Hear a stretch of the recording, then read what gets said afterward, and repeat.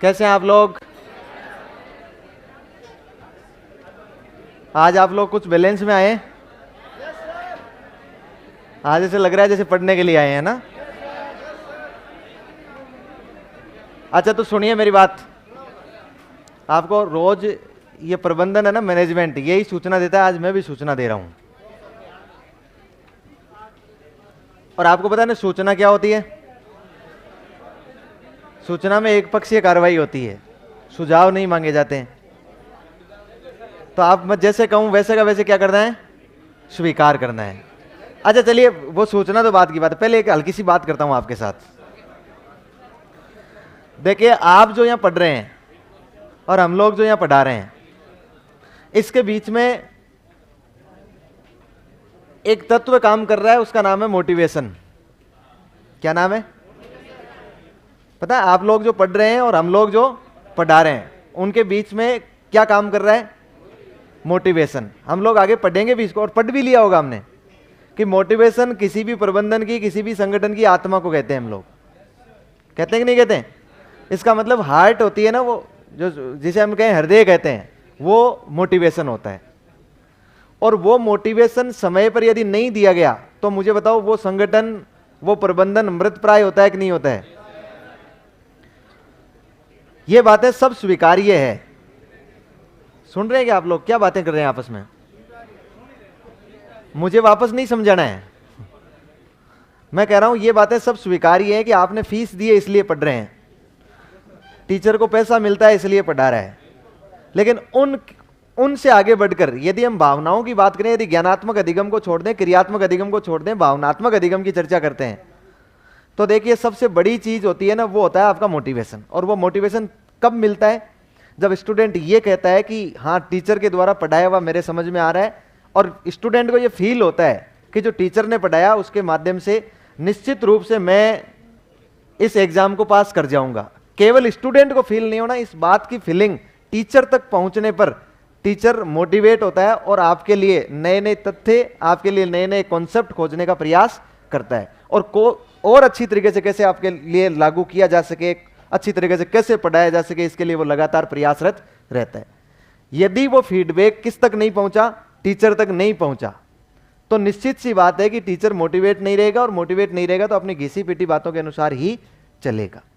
मैं आपको पढ़ा रहा हूं, यदि मेरी चीजें आपको समझ में आ रही है, ये मुझे वापस जब तक पता नहीं लगेगा तब तक वो कम्युनिकेशन पूरा नहीं होगा, और मैं इसमें आगे प्रोग्रेस कभी नहीं कर सकता हूं। और इसका अपने पास जरिया ये होता है कि आप क्लास में बैठे बैठे तो जयकारे खूब सारे लगाते हैं कि हाँ बहुत अच्छा पढ़ाया, बहुत अच्छा समझ में आ गया। हमने कह दिया कि आपको समझ में आया कि नहीं आया, आपने कह दिया हाँ समझ में आ गया हमें। लेकिन इसका एक जरिया संस्थान ने, चूंकि यह संस्थान टेक्नोलॉजी के मामले में इतना आगे है, उत्कर्ष संस्थान, मुझे लगता है कि एजुकेशन के मामले में दुनिया में सबसे ज्यादा यही आगे हैं। टेक्नोलॉजी के मामले में एक स्टूडेंट को इतनी ज्यादा तकनीकी उपलब्ध करवाई जाती है, उस तकनीकी के मामले में इस संस्थान का और कोई मुकाबला नहीं है। हमेशा नए नए इनोवेशन करता रहता है। उसमें एक इनोवेशन किया है पहले, जो इस संस्थान में प्राचीन काल से मतलब संस्थान को काफी वर्ष हो गए स्थापित हुए, जो फीडबैक लिया जाता था, और आज भी बाकी संस्थानों में जो फीडबैक लिया जाता है, उसका तरीका एक होता था ऑफलाइन। आपको एक कागज दिया जाता था, बैच कंप्लीट होता आपका, उसके बाद उसमें आपको पूछा जाता था कौन सी फैकल्टी ने आपको अच्छा पढ़ाया, कौन सी फैकल्टी में क्या सुधार करने की जरूरत है, कौन से सब्जेक्ट आपको सबसे अच्छे लगे, कौन से सबसे कम समझ में आए, इसके क्या कारण रहे। वो फीडबैक आपसे लिया जाता था ऑफलाइन। लेकिन आजकल उस फीडबैक को लिया जाने लगा है इस संस्थान द्वारा ऑनलाइन, और वो ऑनलाइन आपके टाइम टेबल वाले ऐप में शो हो रहा है कि नहीं हो रहा है? उसको आप लोग एनपीएस का नाम दे रहे हैं। संस्थान ने ये नवाचार किया, और एनपीएस 1.0, 2.0 के बाद अब आया एनपीएस 3.0। अब आप जो भर रहे हैं ना, वो कौन सा है? एनपीएस 3.0। उसमें उन सारी फैकल्टियों के नाम होते हैं आपकी कक्षा में जिसने कम से कम आपकी सिलेबस का 40% हिस्सा पूरा करवा दिया है।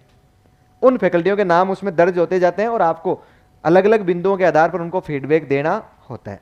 मैं ये नहीं कहता हूं कि फीडबैक कैसा देना है आपको, मैं ये कहता हूं कि फीडबैक देना जरूरी है। समझ पा रहे हैं ना आप लोग बातों को?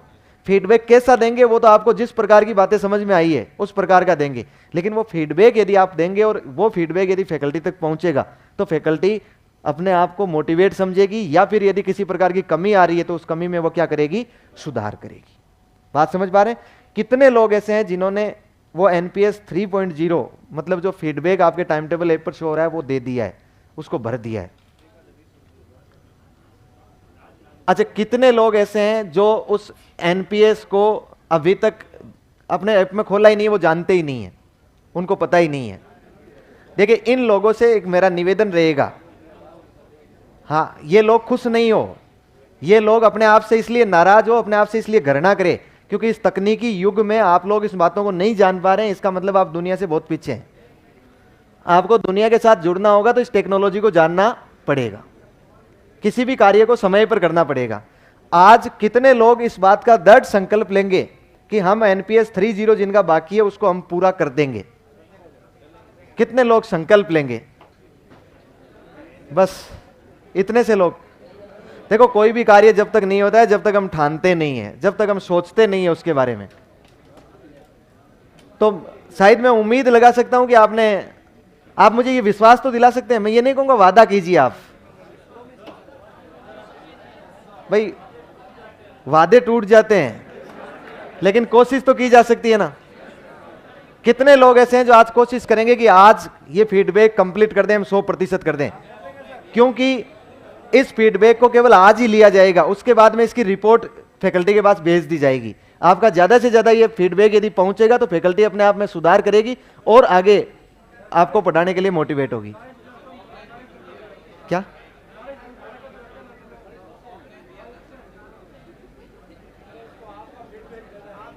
हाँ हाँ, वो समय पर आ जाएगा आपको। जब एनपीएस 4.0 होगा तो उसमें मेरा नाम भी आ जाएगा, जिन फैकल्टियों का नाम नहीं आया ना उनका नाम भी उसमें आ जाएगा, जैसे जैसे जितना सिलेबस होता जाएगा। तैयार है ना आप? देखिए, कुछ बातें सरेआम नहीं की जाती है, बहुत सारी बातें अकेले में की जाती है ना। चलिए अब शुरू करें। सूचना होगी, यही सूचना थी आपके लिए, इसे यही सूचना थी, है ना। अब शुरू करो, अपने अपने वापस आ जाओ स्कूल मैनेजमेंट पर। हाँ हाँ, बताओ बताओ। देखिए,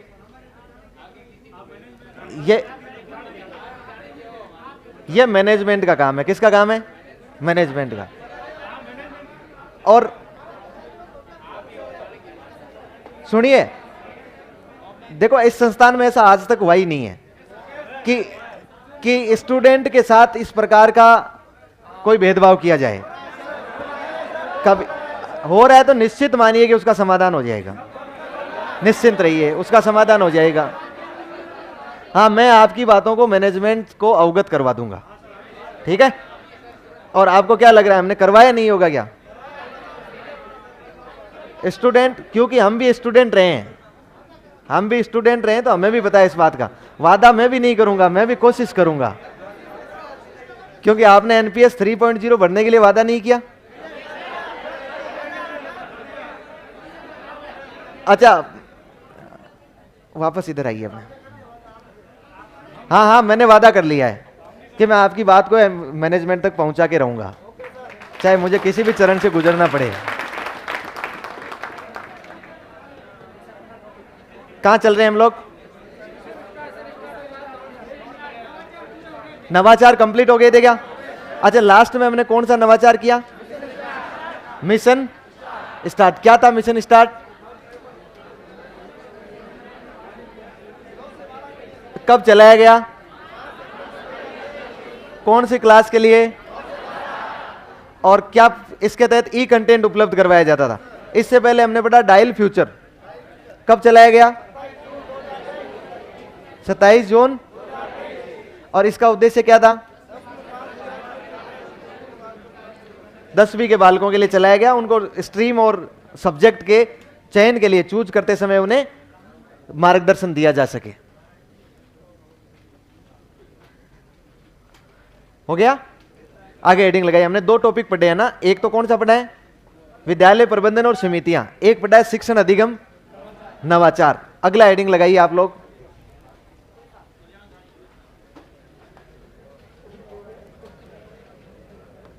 क्या नाम है?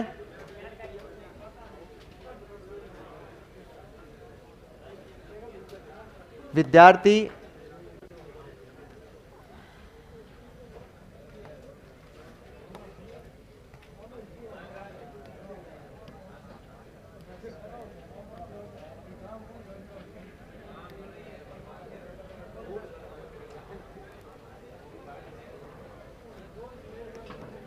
विद्यार्थी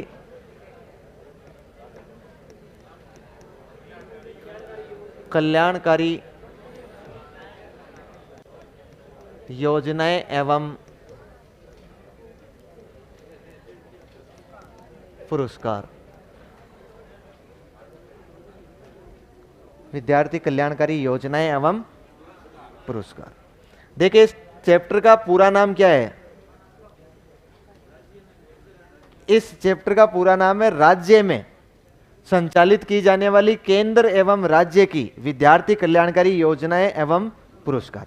इसका मतलब यह है कि राजस्थान में चलने वाली कोई भी योजना जो या तो विद्यार्थी का कल्याण करती है या विद्यार्थी के पुरस्कार से संबंधित है, चाहे उसको केंद्र सरकार चला रही है चाहे उसको राज्य सरकार चला रही है, वो सारी योजनाएं हमें पढ़नी पड़ेगी। तो हम लोग बड़े स्तर से चलते हुए, केंद्र स्तर से चलते हुए हम लोग बहुत सारी योजनाएं पढ़ने वाले हैं और उन योजनाओं के बारे में जितना भी नॉलेज होगा, योजनाओं में देखो बहुत सारी चीजें नहीं पढ़नी होती है। एक योजना में 3 चीज मुख्य होती है। एक तो होती है कि योजना कब शुरू हुई,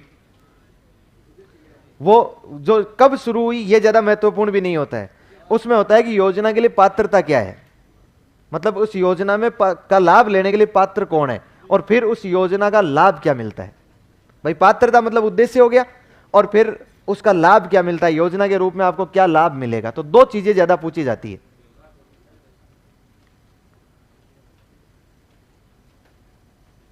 पिछली बार सवाल आया था आयोग से संबंधित 1948, कौन सा आयोग आया था?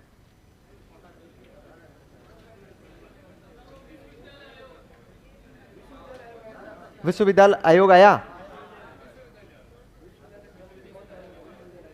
विश्वविद्यालय आयोग। तो हमने पढ़ नहीं रखा था क्या पिछली बार? किसने कहा? पिछली बार वाले लोगों को पूछना जिन्होंने पढ़ा था।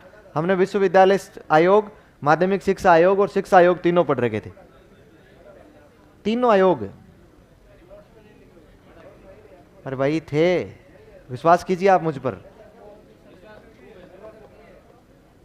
नहीं है, उसमें एक सवाल नहीं था। विश्वविद्यालय आयोग के कहने पर हमने यूजीसी की स्थापना की थी, वो नहीं लिखा होगा। ये था विश्वविद्यालय आयोग कब बना। कोई नहीं, मैं लिखवाऊंगा आपको ना, सारे आयोग लिखवाऊंगा। जहां कभी मौका मिलेगा उस जगह में, जहां अवसर आएगा उस जगह लिखवा दूंगा। अपना सब्जेक्ट का हम ही पढ़ेंगे भाई, दूसरा कोई नहीं पढ़ेगा। मुदालियर टॉपिक भी बिल्कुल पढ़ाएंगे, मुदालियर आयोग भी, कोठारी आयोग भी। और आपको पता है हम लोग नीति, ये कुछ समितियां भी पढ़ेंगे आगे। जब हम लोग नीति बनाएंगे ना, पॉलिसी, तो उस समय हम लोग इन सारी चीजों को ले लेंगे। आप कब पढ़ाओगे? मैं पढ़ाऊंगा, मैं दिन में पढ़ाऊंगा।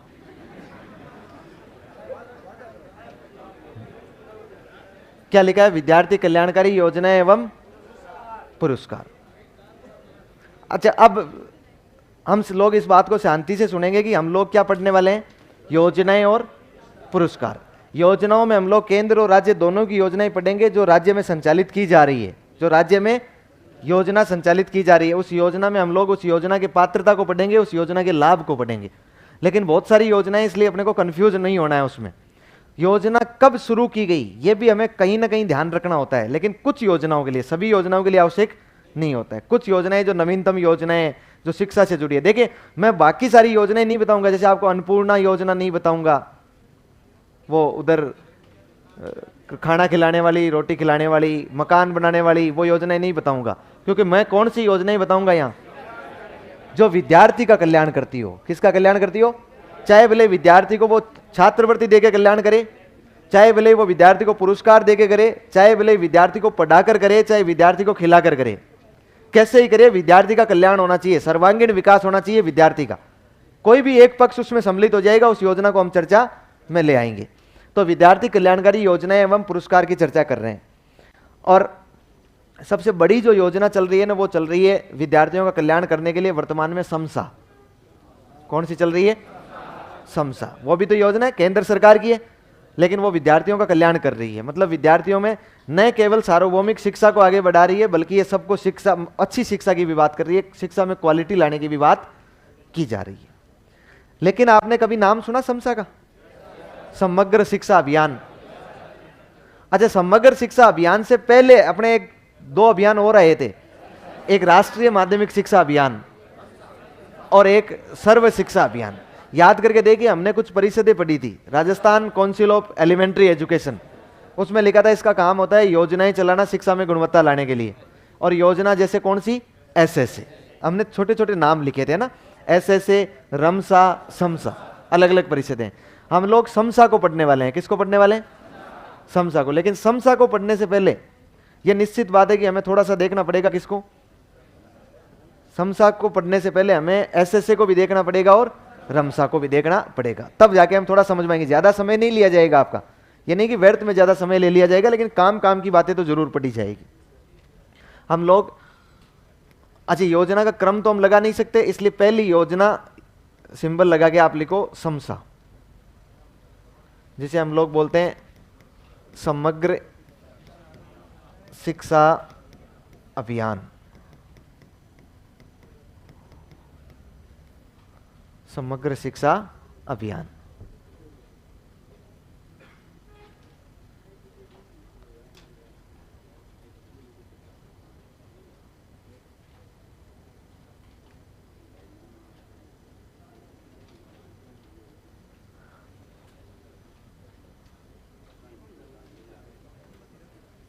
लिख लिया? समग्र शिक्षा अभियान।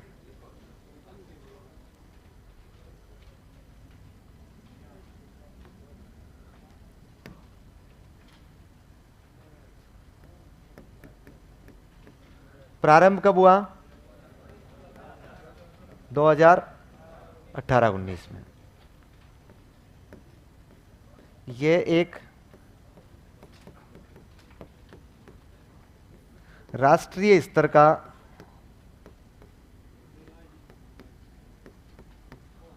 फ्लैगशिप कार्यक्रम है।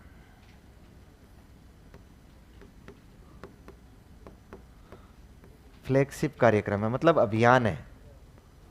फ्लैगशिप कार्यक्रम वो होता है जो राष्ट्र के गौरव को बढ़ाए, उसके झंडे को ऊंचा रखे।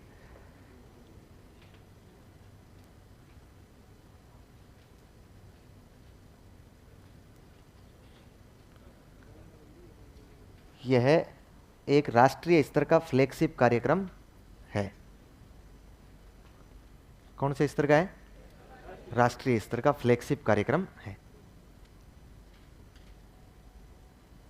हो गया? किसको सम्मिलित किया गया इसमें? देखिए, इसमें सम्मिलित किया गया एसएसए प्लस रमसा प्लस टीई, मतलब टीचर एजुकेशन। इस एसएसए किससे संबंधित है? एलिमेंट्री एजुकेशन, और यह है सेकेंडरी एजुकेशन, और यह हो गया टीचर एजुकेशन। इन तीनों को सम्मिलित करके हमने क्या बना दिया? समसा।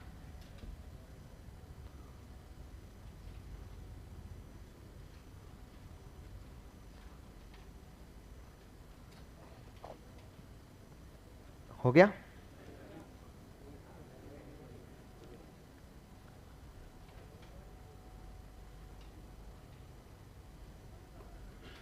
क्यों शुरू किया हमने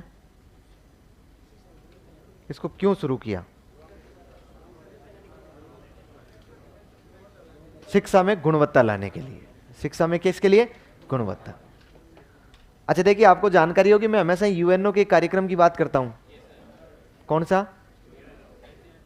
यूएनओ के कार्यक्रम की बात करता हूं। देखिए, अब आप कहोगे कि हमें लिखवाया नहीं है ना। बहुत सारी चीजें, कुछ चीजें ऐसी होती है जो अपने आप ही लिखनी होती है, कहीं साइड में लिखनी होती है, वो किसी टॉपिक में नहीं होती है। जैसे मैं इस यूएनओ को 5-10 बार लिख चुका हूं आपके सामने, और मैंने ये बताया कि यूएनओ ने एक कार्यक्रम चलाया 90 के दशक में, एजुकेशन फॉर ऑल।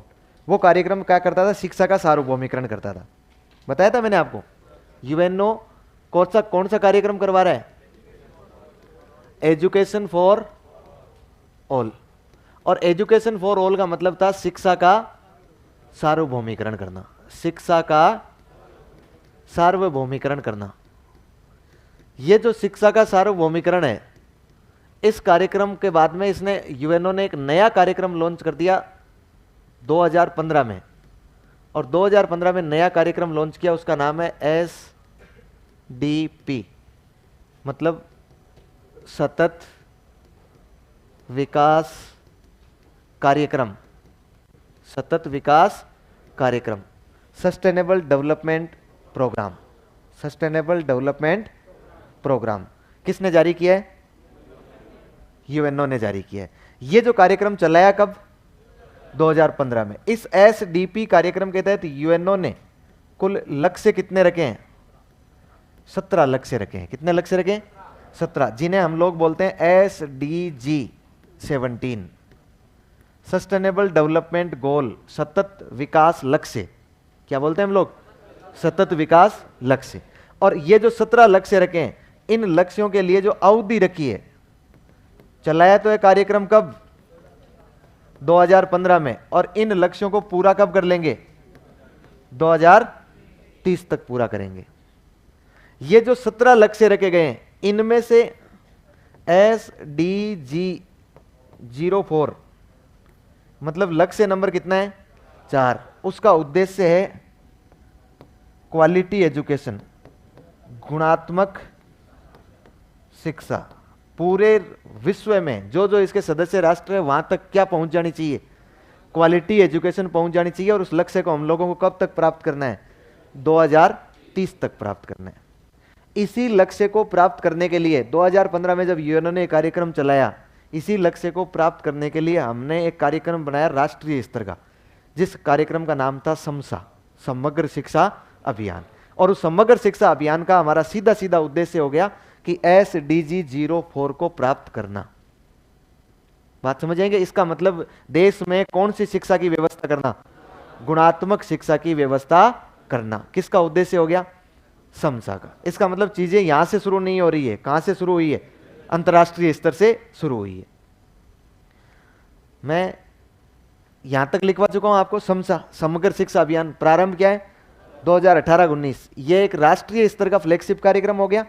ऐसे से रमसा और टी को जोड़कर बनाया गया। फिर लिख लो इसका उद्देश्य। इसका उद्देश्य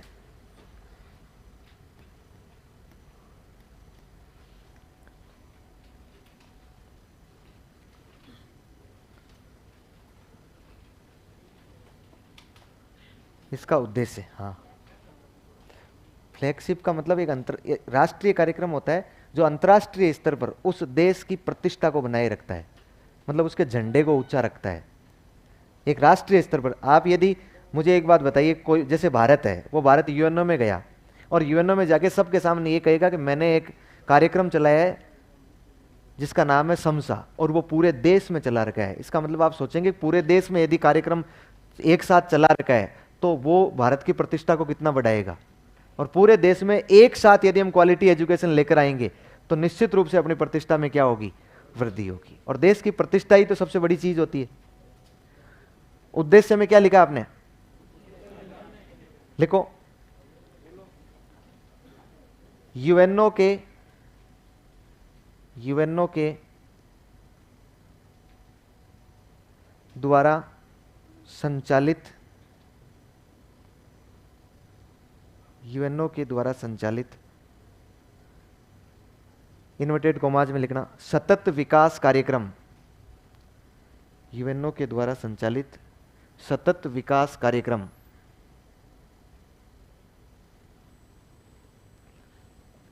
SDP कोष्टक में लिखना है ना, संचालित सतत विकास कार्यक्रम के तहत निर्धारित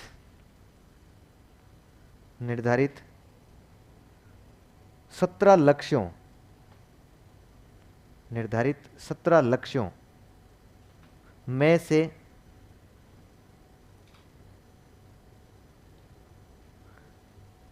SDG 04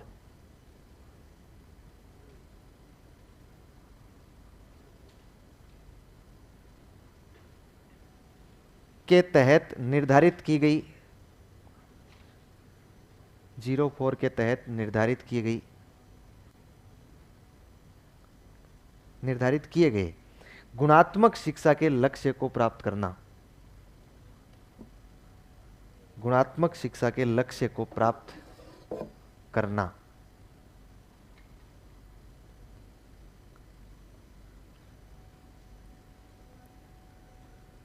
लक्ष्य को प्राप्त करना।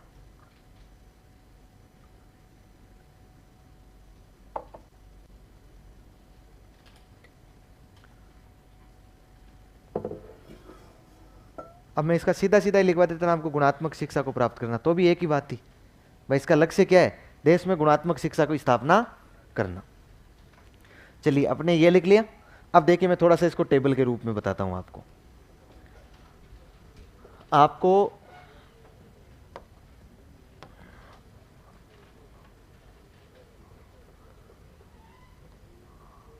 अपने पेज के 4 टुकड़े करने हैं, लेकिन फाड़ के नहीं,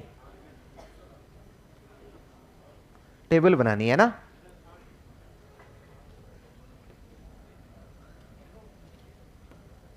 कितने टुकड़े करने हैं? 4। पहला टुकड़ा होगा जिसमें मैं लिखूंगा आधार, दूसरे में मैं लिखूंगा एसएसए, तीसरे में लिखूंगा रमसा, चौथे में मैं लिखूंगा समसा। इसका मतलब मैं तीनों अभियानों की तुलना करने वाला हूं, और किन आधारों पर करूंगा वो मैं पहले कॉलम में लिखता जाऊंगा। बना लीजिए, साथ साथ ही लिखना है आपको भी।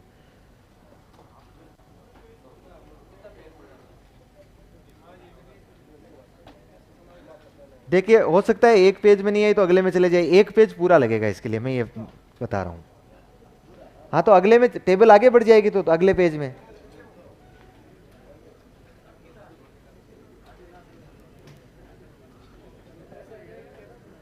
ऐसे ही बना लो सीधा ही, कोई बहुत ज्यादा बड़ी चीजें नहीं लिखेंगे। आप तुलना करोगे तो आपको लगेगा ये तुलना तो हमें आ रही थी, ये तो क्या बताने की आवश्यकता थी। लेकिन फिर भी मैं सोच रहा हूं कि तुलना कर ही दे तीनों के मध्य।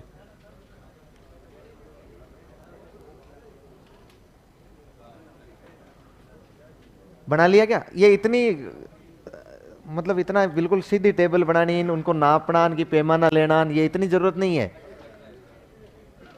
टेबल होनी चाहिए ना। बना ली।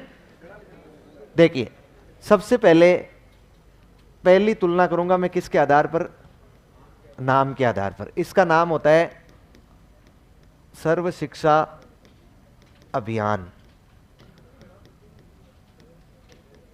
लिखते जाएं साथ के साथ। रमसा का पूरा नाम क्या होता है? राष्ट्रीय माध्यमिक शिक्षा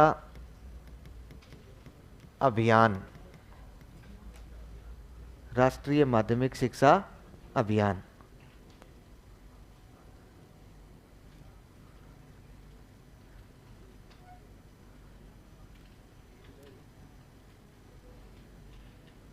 राष्ट्रीय माध्यमिक शिक्षा अभियान। अच्छा, समसा का पूरा नाम क्या होता है?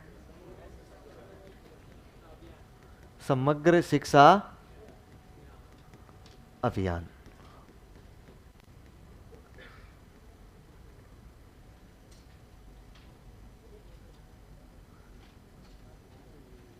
लिख लिया आपने?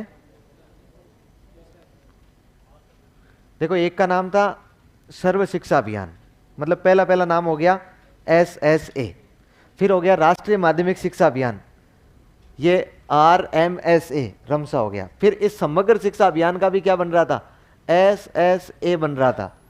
लेकिन SSA तो ये भी था, इसलिए दोनों में अंतर करने के लिए यहां पर छोटा m लगा दिया इस समग्र का, तो क्या बन गया? ये समसा बन गया। बात क्लियर? अच्छा, कोई भी अभियान होता है ना, उसका एक स्लोगन होता है ना, उसका एक स्लोगन होता है, ध्येय वाक्य, उसका एक नारा होता है अपना। क्या होता है सर्व शिक्षा अभियान का? सब पढ़ें सब बढ़ें, सब पढ़ें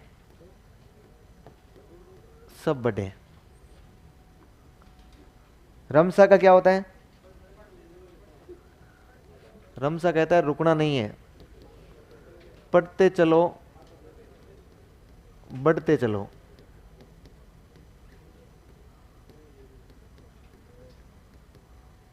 पढ़ते चलो, बढ़ते चलो। समसा क्या कहता है? ये कह रहा है शिक्षा भी सबको लेनी है लेकिन क्वालिटी लेनी है ना। सबको शिक्षा,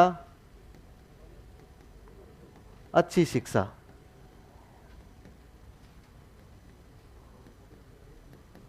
सबको शिक्षा, अच्छी शिक्षा।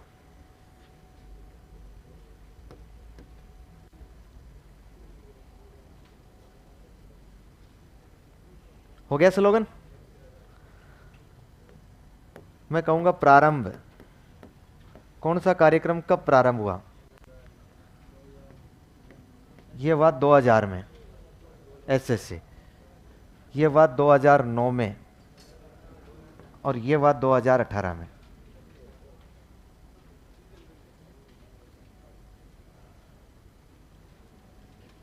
दो हजार, 2009, 2018। यदि आपको सेशन पूछ ले तो ये 2000, 2001, ये 2009, 2010, ये 2018, 2019, ये 70 हो जाएगा ना। फिर ये कौन सी कक्षा के लिए काम करता था? ये कक्षा 1 से 8, ये कक्षा 9 से 12, और ये आपको पता हो तो 1 से 12 हो गया, लेकिन 1 से 12 वाला मामला आजकल चलता नहीं है, तो हम लोग इसको मानते हैं प्री प्राइमरी से लेकर 12 तक। प्री प्राइमरी से लेकर 12।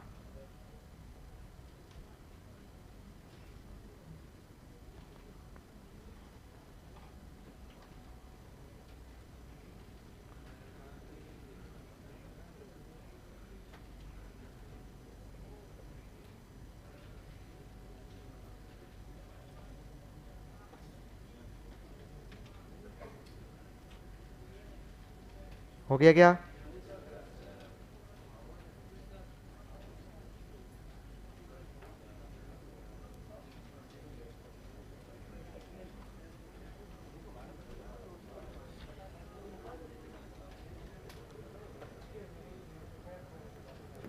अच्छा देखो, आपकी ये एक और लिख लो इसमें। आयु कितने वर्ष के बालक होंगे? यहां 6 से 14 वर्ष का, यहां पर 14 से 18 वर्ष का, यहां पर 3 से लेकर 18 वर्ष का।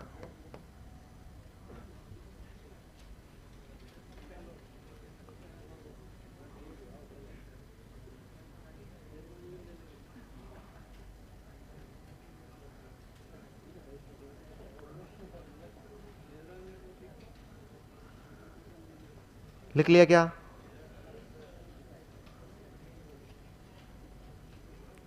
देखो, वास्तव में अभियान और योजना में अंतर होता है। हमने एक चर्चा करनी है अभियान की और एक करनी है योजना की। ये तीनों क्या है? अभियान है। ये तीनों अभियान है, योजना नहीं है। इनके आगे देख लो, लिख रखा है हमने, सर्व शिक्षा अभियान, राष्ट्रीय माध्यमिक शिक्षा अभियान और समग्र शिक्षा अभियान। अच्छा, इनका मतलब क्या होता है? इनका मतलब ये होता है कि जो अभियान होता है ना, वो व्यापक होता है, वो बड़ा होता है, और योजना होती है ना, वो किसी एक पक्ष के लिए चलाई जाती है। जैसे शिक्षा का सार्वभौमिकरण करने के लिए एक अभियान चलाया जाएगा, उसमें यदि हम केवल पहुंच के लिए एक योजना चला सकते हैं, उसमें हम गुणात्मकता के लिए योजना चला सकते हैं, नामांकन के लिए योजना चला सकते हैं। मतलब अभियान जो होगा ना, अभियान एक छतरी होता है। छतरी समझते हैं ना आप लोग? छाता जिसे बोलते हैं हम लोग। छाते में बहुत सारी तिल्लियां होती है कि नहीं होती है? वो योजनाएं होती है। इसका मतलब एक अभियान, हम बहुत सारे लक्ष्यों को प्राप्त करने के लिए अभियान चलाते हैं। एक अभियान के रूप में हमने शुरू किया है। अब उसमें हम छोटे छोटे एक एक लक्ष्यों को प्राप्त करने के लिए, एक एक घटक को प्राप्त करने के लिए हम लोग योजनाएं चलाते रहेंगे। मतलब ये हुआ कि इनका उद्देश्य था, जैसे एसएससी का उद्देश्य था सब पढ़े सब बढ़े, शिक्षा का सार्वभौमिकरण करना। अब शिक्षा के सार्वभौमिकरण से संबंधित जितनी भी योजनाएं चलेगी वो सारी इस अभियान के अधीन ही चलाई जाएगी। भाई नामांकन के लिए अलग चलाएंगे, गुणवत्ता के लिए अलग चलाएंगे, ठहराव के लिए अलग चलाएंगे, हम लोग पहुंच बनाने के लिए अलग चलाएंगे, अलग अलग योजनाएं चलेगी। वो सारी किसके अधीन चलेगी? अभियान के तहत। भारत ने शिक्षा के लिए बेहद प्रयास किया। उनमें पहला प्रयास जो राष्ट्रीय स्तर पर एक अभियान के रूप में किया था वो था सर्व शिक्षा अभियान। इससे पहले कोई भी ऐसा योजना नहीं थी जो राष्ट्रीय स्तर पर चली हो, मतलब कोई भी ऐसा अभियान नहीं था।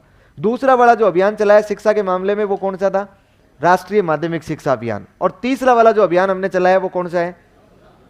चलाने की डेट आपने देख ही ली है। सबसे पहले हमने जो अभियान चलाया वो क्लास 1 से 8 के बालकों के लिए चलाया, मतलब जितने भी स्कूलें स्थापित करनी है उनके लिए करनी है, जितने भी कार्य करना है, जितने भी योजनाएं चलानी है उनके लिए चलानी है। जब अभियान चलाया जाएगा तो अभियान के माध्यम से जब जगह जगह स्कूलें स्थापित की जाएगी, बच्चों को पढ़ने के लिए प्रेरित किया जाएगा, सुविधाएं दी जाएगी, तो बच्चे नामांकित होंगे, पढ़ेंगे कि नहीं पढ़ेंगे? पढ़ाई में बाढ़ आएगी। ये मान लीजिए बच्चे इतने नामांकित हो गए कि वो बच्चे खूब सारे पढ़ने लगे। जब घर घर में स्कूल मिल गई उनको तो पढ़ने लग गए। अब जब वो स्कूलें मिल गई तो बच्चा जरूरी थोड़ी वो 8वीं तक ही पढ़ेगा, क्योंकि वो अभियान तो कहां तक की व्यवस्था कर रहा है? केवल 8वीं क्लास तक की व्यवस्था कर रहा है। इसलिए अब आगे क्या होगा? इसलिए केंद्र सरकार ने जब वो बच्चे, देखो 2000-2001 में बच्चे खूब सारे एडमिशन लेते हैं और फिर वो 2008-9 के आसपास 8वीं पास करके निकलते हैं, तो उनको ये थोड़ी कह दिया जाएगा कि अब तुम सड़कों पर घूमो, कुत्तों के पीछे पत्थर फेंको, क्योंकि तुम्हारे लिए कोई स्कूल है ही नहीं।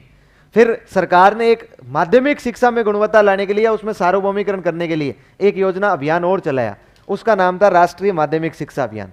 जिस प्रकार के कार्य सर्व शिक्षा अभियान ने 1 से 8 के लिए किए थे, उसी प्रकार के कार्य राष्ट्रीय माध्यमिक शिक्षा अभियान ने 9 से 12 के लिए किए।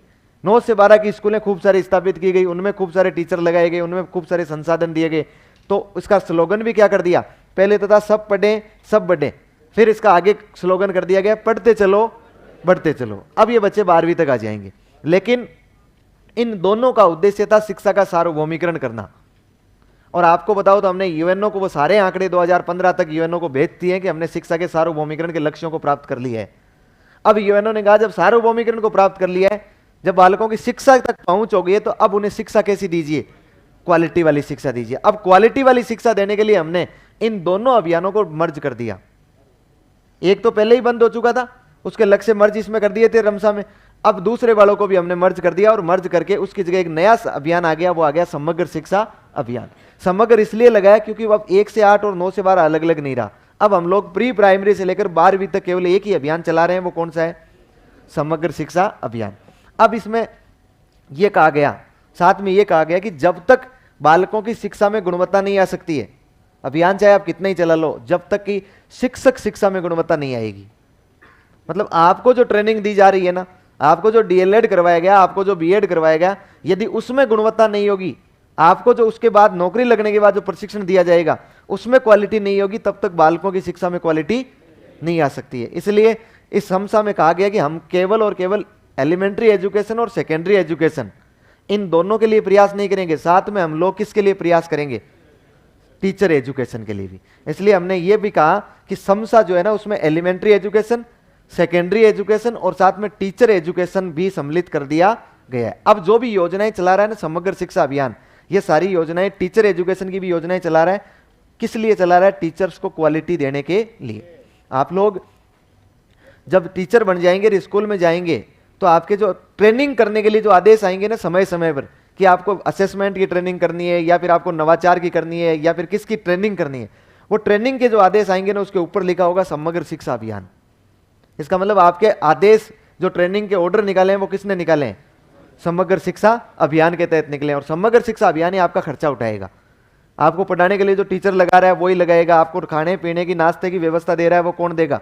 समग्र शिक्षा अभियान। इसका मतलब अब समग्र शिक्षा अभियान केवल बालकों के लिए काम नहीं कर रहा है, किसके लिए काम कर रहा है? शिक्षकों के लिए भी काम कर रहा है। बात समझ आएंगे? और कितने वर्ष की आयु के लिए ध्यान देता था ये?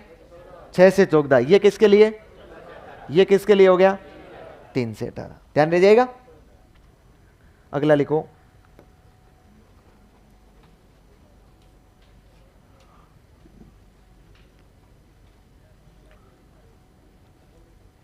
क्या लिखेंगे? वित्तीय अनुपात। अच्छा पहले ये तो लिख लो संभाग, ताकि आपके ध्यान में रहे। किसके संभाग लिख रहे हैं? शिक्षा के संभाग लिख रहे हैं हम लोग। कितने संभाग है राजस्थान में? Very good. जब एसएससी आया था तो इसने राजस्थान को 7 संभागों में बांटकर चलाया था। कितने? शिक्षा के संभाग हर विभाग के अपने अलग संभाग होते हैं। आप लोग जिनकी चर्चा कर रहे हैं वो प्रशासनिक संभाग होंगे, वो अलग बात है। फिर जब रमसा आ गया था तो रमसा ने आते ही तो 7 संभाग में ही बांटा था भाई, मॉनिटरिंग करने के उद्देश्य से उन्हें संभाग बांट रखे थे। लेकिन बाद में 2013 में इसने 2 नए संभाग बना दिए थे, तो कुल मिला के कितने हो गए थे? 9 संभाग राजस्थान में। और समसा ने भी कितने संभाग स्वीकार किए हैं? 9 संभाग। अभी तक राजस्थान में शिक्षा के कितने संभाग हैं? 9 संभाग हैं। हो गया? देखिए मैं इस टेबल को आगे बढ़ा रहा हूं, समझ पा रहे ना? आपको दूसरे पेज में नहीं जाना है, आपको तो वहीं से आगे टेबल बढ़ा लेनी है।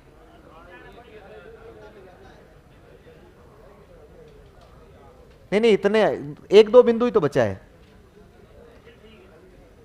7 नंबर बिंदु ही लिखेंगे ना हम। 7 नंबर बिंदु इसका संचालन, और संचालन कहां पर? हम तो बात करेंगे राजस्थान में, क्योंकि राजस्थान में चलने वाली विद्यार्थी कल्याणकारी योजनाएं देखनी है अपने को। संचालन राजस्थान में एसएसए का किसके द्वारा किया गया? आरसी, याद करके देखो, देखिए RCEE, Rajasthan council of elementary education. कब स्थापित हुई थी ये? 1997 को स्थापित हुई थी। और आपको बताओ तो एसएसए कब चला था? एसएसए कब चला? 2000 में। कब चला था? 2000 में। इसका मतलब ये हो गया कि हमने परिषद तो पहले स्थापित कर रखी थी। 3 साल पहले हमने तो शिक्षा में गुणवत्ता लानी थी राज्य स्तर पर, लेकिन जब केंद्र ने एसएसए चला दिया तो एसएसए चलाने की जिम्मेदारी हमने किसको सौंप दी? RCEE को सौंप दी, Rajasthan council of elementary education. इसको किसने चलाया? RCSE।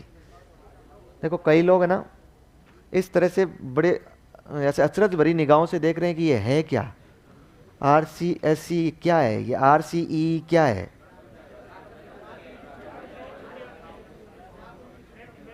हाँ, और वही लोग देख रहे हैं जो 4 दिन की छुट्टियों में या तो भटक रहे थे या सो रहे थे या गांव गए हुए थे। जो पढ़ रहे थे ना वो नहीं देख रहे हैं। समझ में आएगा RCESE क्या है? नहीं समझ में आए तो रट लेना घर जाके। कब स्थापित हुई? ये लिखवाई हुई है सारी चीजें, हम तो केवल रिवीजन कर रहे हैं इनका। अच्छा, इसके लिए कौन सी परिषद?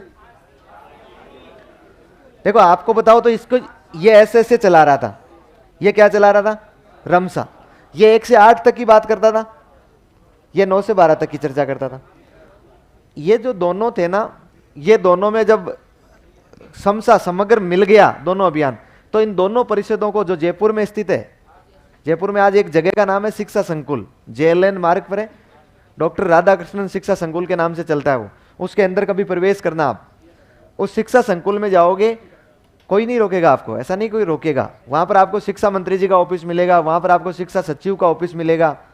फिर वहां पर वो बड़ा ग्राउंड है, उस बड़े ग्राउंड में एक बड़ी बिल्डिंग बनी हुई है, उस पर पहले तो लिखा हुआ था राजस्थान माध्यमिक शिक्षा परिषद, एक पर लिखा हुआ था राजस्थान प्रारंभिक शिक्षा परिषद। उसको 2018 में दोनों को एक किया, उसका कलर पेंट करवाया और उसका नाम चेंज करके कर दिया राजस्थान स्कूल शिक्षा परिषद, क्योंकि अब दोनों क्या हो चुके हैं? स्कूल शिक्षा बन चुकी है, जब प्रारंभिक शिक्षा और माध्यमिक शिक्षा दोनों मिलके, तो इसका नाम हो गया Rajasthan council of school education. और ये कब बनाई हमने? देखो 2018 में इसकी स्थापना की थी, लेकिन इसका पंजीयन कब करवाया हमने? देखो मैं बता देता हूं, इसकी स्थापना 2018 में कर दी थी, लेकिन इसका पंजीकरण हमने, पहले हम लोग इसको इन्हीं के नाम से चला रहे थे, फिर हमने पंजीकरण करवाया इसका 3/9/2020, सितंबर 2020 में करवाया।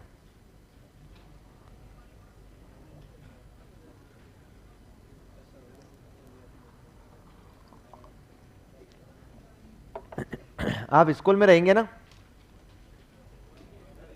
जब आप स्कूल में रहेंगे तो आपको कहा जाएगा कि एक समसा की मॉनिटरिंग करने आ रहा है, समसा की मॉनिटरिंग करने आ रहा है, इसका मतलब निश्चित सी बात होगी, आपको पूछने की जरूरत नहीं होगी कहां से आ रहा है, वो उस परिषद से आएगा, क्योंकि इस परिषद का काम क्या है? समसा को संचालित करना। जब भी कोई परिषद का अधिकारी आपके स्कूल में आ रहा है तो ध्यान रखना कि समसा से संबंधित कार्य कंप्लीट होना चाहिए आपको। समग्र शिक्षा से संबंधित कार्य कंप्लीट हो जाना चाहिए।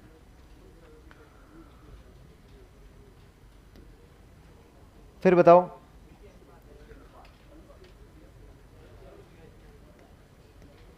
वित्त अनुपात। वित्त अनुपात होता है राष्ट्र का कार्यक्रम है, केंद्र और राज्य मिलकर चला रहे हैं ना। बताओ कितना है? 60:40। समय समय पर परिवर्तित हुआ था, लेकिन जब लास्ट में ये ऐसे कंप्लीट हुआ था तब ये अनुपात था 60:40। पहले हमेशा किसका लिखा जाता है? केंद्र का लिखा जाता है, पहले हमेशा केंद्र का लिखा जाता है। और ये कितना? 50-50, 50-50 ही था ना। और ये वर्तमान में चल रहा है 60-40। और आपको बताऊं तो कुछ राज्य भारत में ऐसे हैं जिनको विशेष राज्यों का दर्जा दे रखा है, जैसे पूर्वोत्तर वाले होते हैं, उनमें ये योजना हमेशा 90-10 के हिसाब से चलती है। जो विशेष राज्य है ना, उनमें किस हिसाब से चलती है? 90-10। तो मैं विशेष राज्य की बात जब भी करूंगा तब क्या बन जाएगा? ये 90-10 बन जाएगा। अब विशेष राज्य कौन से? तो कुछ पहाड़ी राज्य जैसे पूर्वोत्तर, नॉर्थ ईस्ट वाले राज्य हैं, वो वहां पर इनकम के संसाधन कम होते हैं, मतलब आय के स्रोत इतने नहीं होते हैं, इसलिए राज्य के पास इतना पैसा नहीं होता है। हमने संविधान में जो अनुच्छेद होते हैं 371 कैर, 371 खैर, उनमें दे रखे होते हैं इनको विशेष अब ये फिक्स नहीं है ना, हर क्षेत्र में अलग अलग है। वैसा नहीं कि फिक्स राज्य ही है जिनको इस योजना में उनमें से भी कुछ राज्य ही सिलेक्ट किए जाते हैं। अपने ये 90-10 ध्यान रखना ना। फिर इसकी अवधि, मतलब कार्यक्रम कब चला तो कब तक चलाया गया इसे, इसका टारगेट क्या था? बताइए, कार्यक्रम कब चला था? ऐसे 2000 में चला था। इसका लक्ष्य था 2010। मतलब हमने जो इसमें टारगेट निर्धारित किए थे वो टारगेट हमें कब तक पूरे करने थे? 2010 तक। लेकिन पहला ही अनुभव था अपना राष्ट्रीय स्तर का, इसलिए हमने कार्यक्रम शुरू करने में थोड़ी देरी कर दी, कार्यक्रम गति नहीं पकड़ पाया था, इसलिए इसके लक्ष्य 2010 में पूरे नहीं हुए। इसलिए इस लक्ष्य को बढ़ाकर कितना किया था? इस लक्ष्य को बढ़ाकर 2012 कर दिया।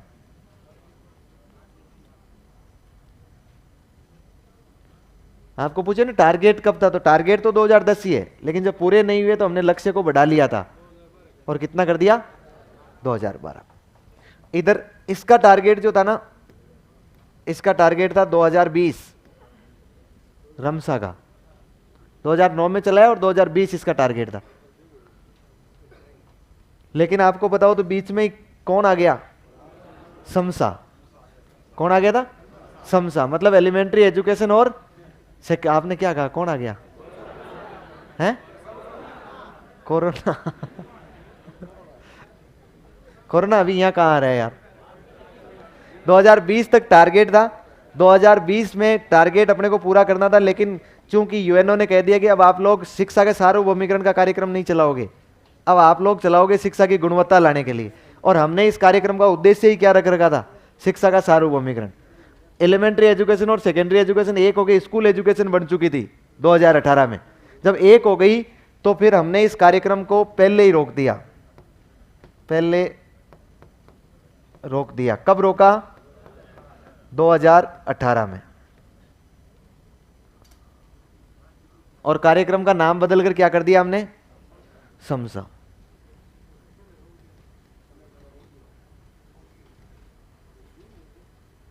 इसकी अवधि बता सकते हैं आप लोग? इसकी अवधि पहले तो हमने ये किया कि बताइए इसमें 2 साल बाकी रह गया ना, यदि हम इस रमसा को 2 साल तक चलाते तब जाके हम लोग माध्यमिक शिक्षा में सार्वभौमिकरण के लक्ष्यों तक पहुंचते। इसलिए हमने इसके जो लक्ष्य शेष रह गए थे ना वो समसा में ले लिए, नाम बदल दिया, समसा कर दिया, उसका उद्देश्य बदल दिया हमने। उद्देश्य शिक्षा के सार्वभौमिकरण की जगह क्या कर दिया हमने? गुणवत्तापूर्ण शिक्षा देना। फिर भी देखो हमने साथ में रखा है सबको शिक्षा, अच्छी शिक्षा। याद है ना आपको? सबको शिक्षा, इसका मतलब है शिक्षा का सार्वभौमिकरण, और अच्छी शिक्षा मतलब क्वालिटी युक्त शिक्षा। तो हमने 2 साल के जो लक्ष्य शेष रह गए थे, टारगेट जो शेष रह गए थे, उन टारगेटों को हमने समसा में लेके एक बार ट्रायल के रूप में हमने समसा चलाया कि 2 साल तक चलाते हैं और ये लक्ष्य पूरे हो जाएंगे तो फिर समसा आगे और चला लेंगे। इसका मतलब जो समसा का पहला वर्जन आया था उसको हमने नाम दिया समसा 1.0। समसा का ये पहला वर्जन है। और समसा का पहला वर्जन जो था इसकी अवधि क्या थी, तो आपको ध्यान रखना है 1 अप्रैल, कभी भी योजना होती है ना, वो योजना वित्तीय वर्ष के अनुसार चलती है और वित्तीय वर्ष 1 अप्रैल से शुरू होता है। 1 अप्रैल 2018 से 31 मार्च 2020 तक ये हमने समसा 1.0 चलाया।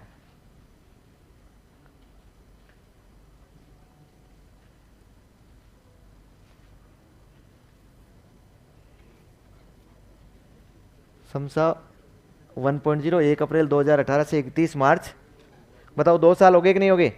बताओ हम लोगों ने जो रमसा के उद्देश्य लिए थे, लक्ष्य लिए थे, वो पूरे करने की ओर है। अब अपने को ये बंद करके समसा का क्या लाना था, नया संस्करण लाना है। अब अपने को समसा 2.0 लाना है, लेकिन इसको हमें बंद ही नहीं करना पड़ा क्योंकि अब क्या आ गया था, कोविड आ गया। देखो आप याद करके देखो 21-22 मार्च 2020 की बात कर रहा हूं, जब कोविड में पहला लॉकडाउन लगा था, इसलिए स्कूलें बंद हो गई तो फिर समसा काम कहां करेगा, तो फिर वो कार्यक्रम वहीं ठप हो गया। फिर 1 साल का ब्रेक रहा, उसके बाद जब स्कूलें वापस खुली तो 1 साल बाद इसको वापस शुरू किया गया। अब की बार किया गया समसा 2.0 के नाम से। कौन से नाम से किया गया है? समसा 2.0 के नाम से। और समसा 2.0 की जो अवधि रखी गई, समसा 2.0 की जो अवधि रखी गई वो रखी गई 1 अप्रैल 2021 से। 1 साल बंद रहा था ये, और कब तक? 31 मार्च 2026 तक चलाएंगे इसको हम। आप स्कूलों में जाओगे तो समसा 2.0 के तहत कार्य करोगे आप लोग।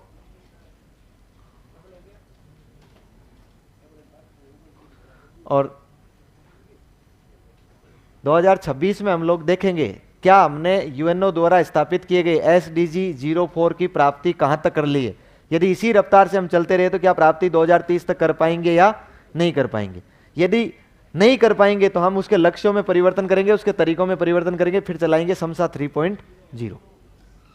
लेकिन वो आपके काम आएगा जब आप वाइस प्रिंसिपल बनोगे और उसके लिए स्कूल मैनेजमेंट पढ़ोगे ना, तब तो फिर उसकी आगे चर्चा करेंगे समसा 3.0। अभी हमने चलाया ही नहीं है, अभी इसमें टाइम बाकी है ना। हो गया? बताओ 3 अभियानों की चर्चा कर ली है हमने समसा के माध्यम से एसएसए और रमसा की भी चर्चा कर ली है। अब मुझे इस समसा के बारे में डिटेल नहीं लिखवानी है आपको, कितनी वर्ष के लिए था, कब चलाया गया, कौन से बालकों के लिए था, कौन सी संस्था ने इसको चलाया, कितना इसमें वित्तीय अनुपात था।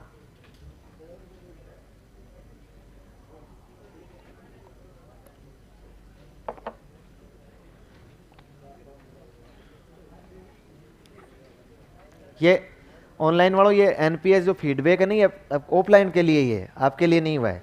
आपके लिए भी समय पर जारी करेंगे, पहले एक बार किया गया है। केवल ऑफलाइन स्टूडेंट ही फीडबैक दे सकते हैं। हो गया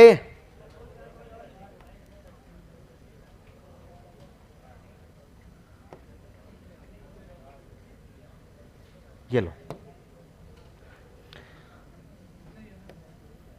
अब आगे बढ़ जाइए, बस टेबल बंद कर दें, मतलब समसा बंद कर दें। समसा की हमने महत्वपूर्ण जानकारी ले ली है। और अब आपको बताऊं, अब जितनी भी योजनाएं वर्तमान में चल रही है, हालांकि बंद नहीं हुआ है, हमने समसा के केवल मुख्य मुख्य खंड पढ़े हैं। अब हम लोग पढ़ेंगे समसा के अधीन चलाई जाने वाली योजनाएं, क्योंकि समसा एक अभियान है तो इसके अधीन बहुत सारी योजनाएं चलाई जाएगी। अब हम जितनी भी योजनाएं पढ़ रहे हैं ना, आज स्कूल में जितनी भी योजनाएं चल रही है ना, वो सारी की सारी किसके अधीन चलाई जा रही है? समसा के अधीन चलाई जा रही है। इसका मतलब समसा ही हमारी योजनाओं से संबंधित है। समसा को यदि पूरा पढ़ लिया, इसका मतलब योजनाएं पूरी कंप्लीट हो जाएगी। कुछ योजनाएं ऐसी होगी जो अलग से चलाई जाएगी, जैसे बालिका शिक्षा फाउंडेशन चलाएगा या कुछ अलग लोग चलाएंगे, जो अलग एजेंसी चलाएगी। 2022 तक था समसा 2.0, 2021 में शुरू, क्या क्यों वापस 2022 तक कहां लिखा है मैंने? 2022 तक कहां था? 1 अप्रैल 2018 से 31 मार्च 2020 तक तो समसा 1.0 था। एक साल बंद रह गया कोविड के कारण, और फिर शुरू हुआ 1 अप्रैल 2021 से 31 मार्च 2026। देखिए अवधि में और घोषणा में बहुत अंतर होता है। अवधि में और घोषणा में समसा 2.0 की घोषणा हुई थी 4 अगस्त 2021 को। कब हुई थी?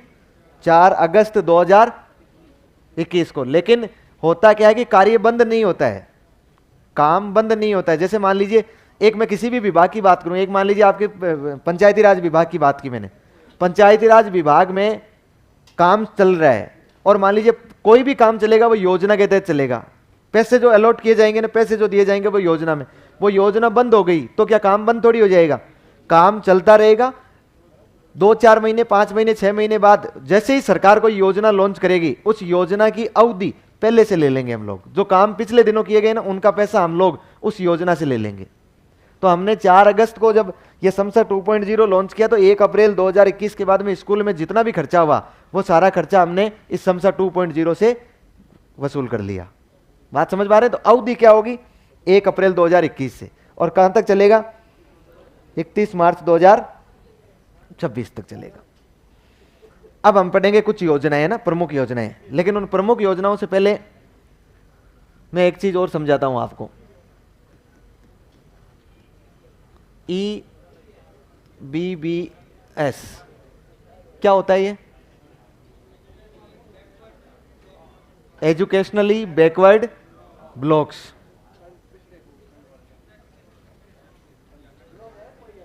क्या रे, बहुत हलचल चल रही है रे, क्या हो गया रे? चलो, एजुकेशनली बैकवर्ड ब्लॉक समझ में नहीं आ रहा है क्या?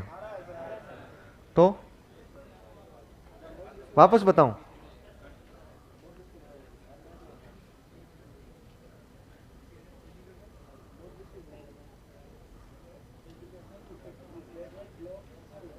ठीक है भाई विनोद।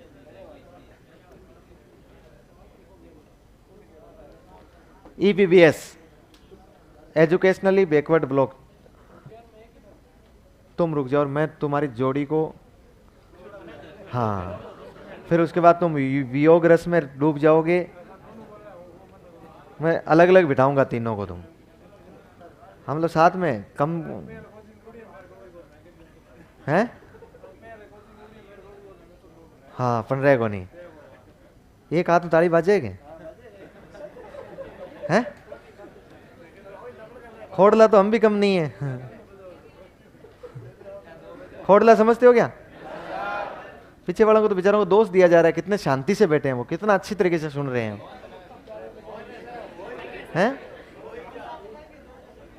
बाकी आगे हलचल होती रहती है ना, जैसे पता नहीं क्या हलचल चल रही है इतना। आप लोग समसा की, कैसे समसा की अच्छी प्लानिंग कर रहे हैं क्या? कैसे स्कूल में लाएंगे इसको? क्या अच्छा, कैसा कैबिनेट बनाए? प्रधानमंत्री तो बना दिया होगा अब तक।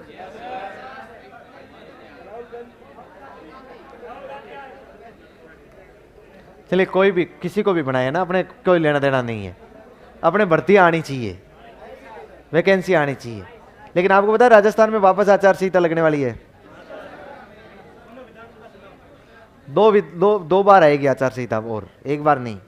एक तो 5 जगह वापस उपचुनाव होंगे।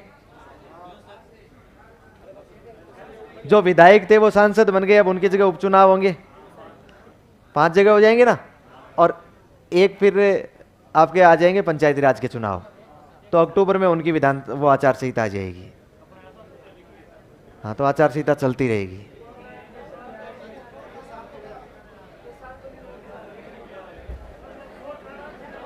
हैं?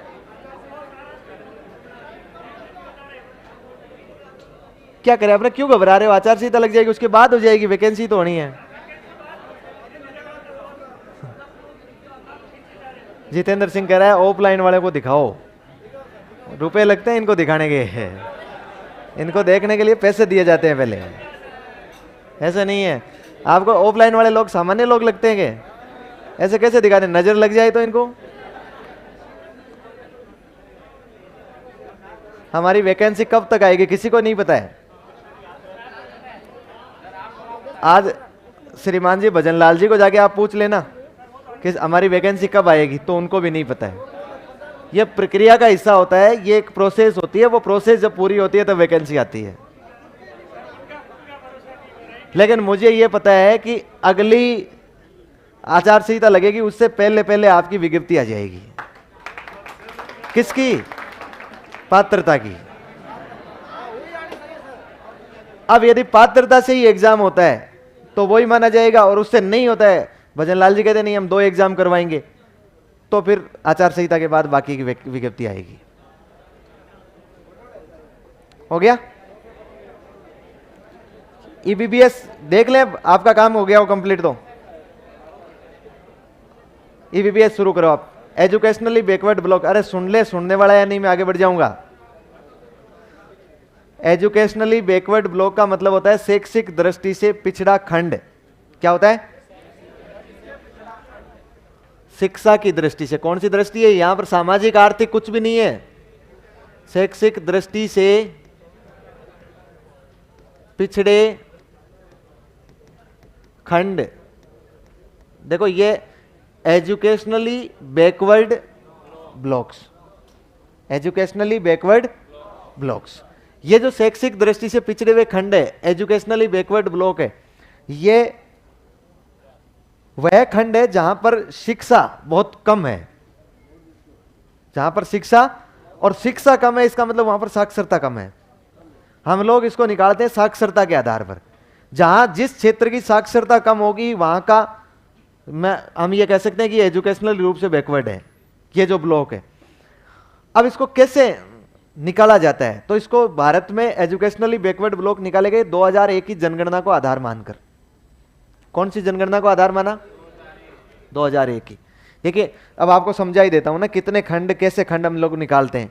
2001 की जो जनगणना में हमने जो ईबीबीएस निकाले इसको आधार मानकर, तो उसमें 2 शर्तें पूरी करनी होती थी। कितनी शर्तें? एक तो होती थी ग्रामीण महिला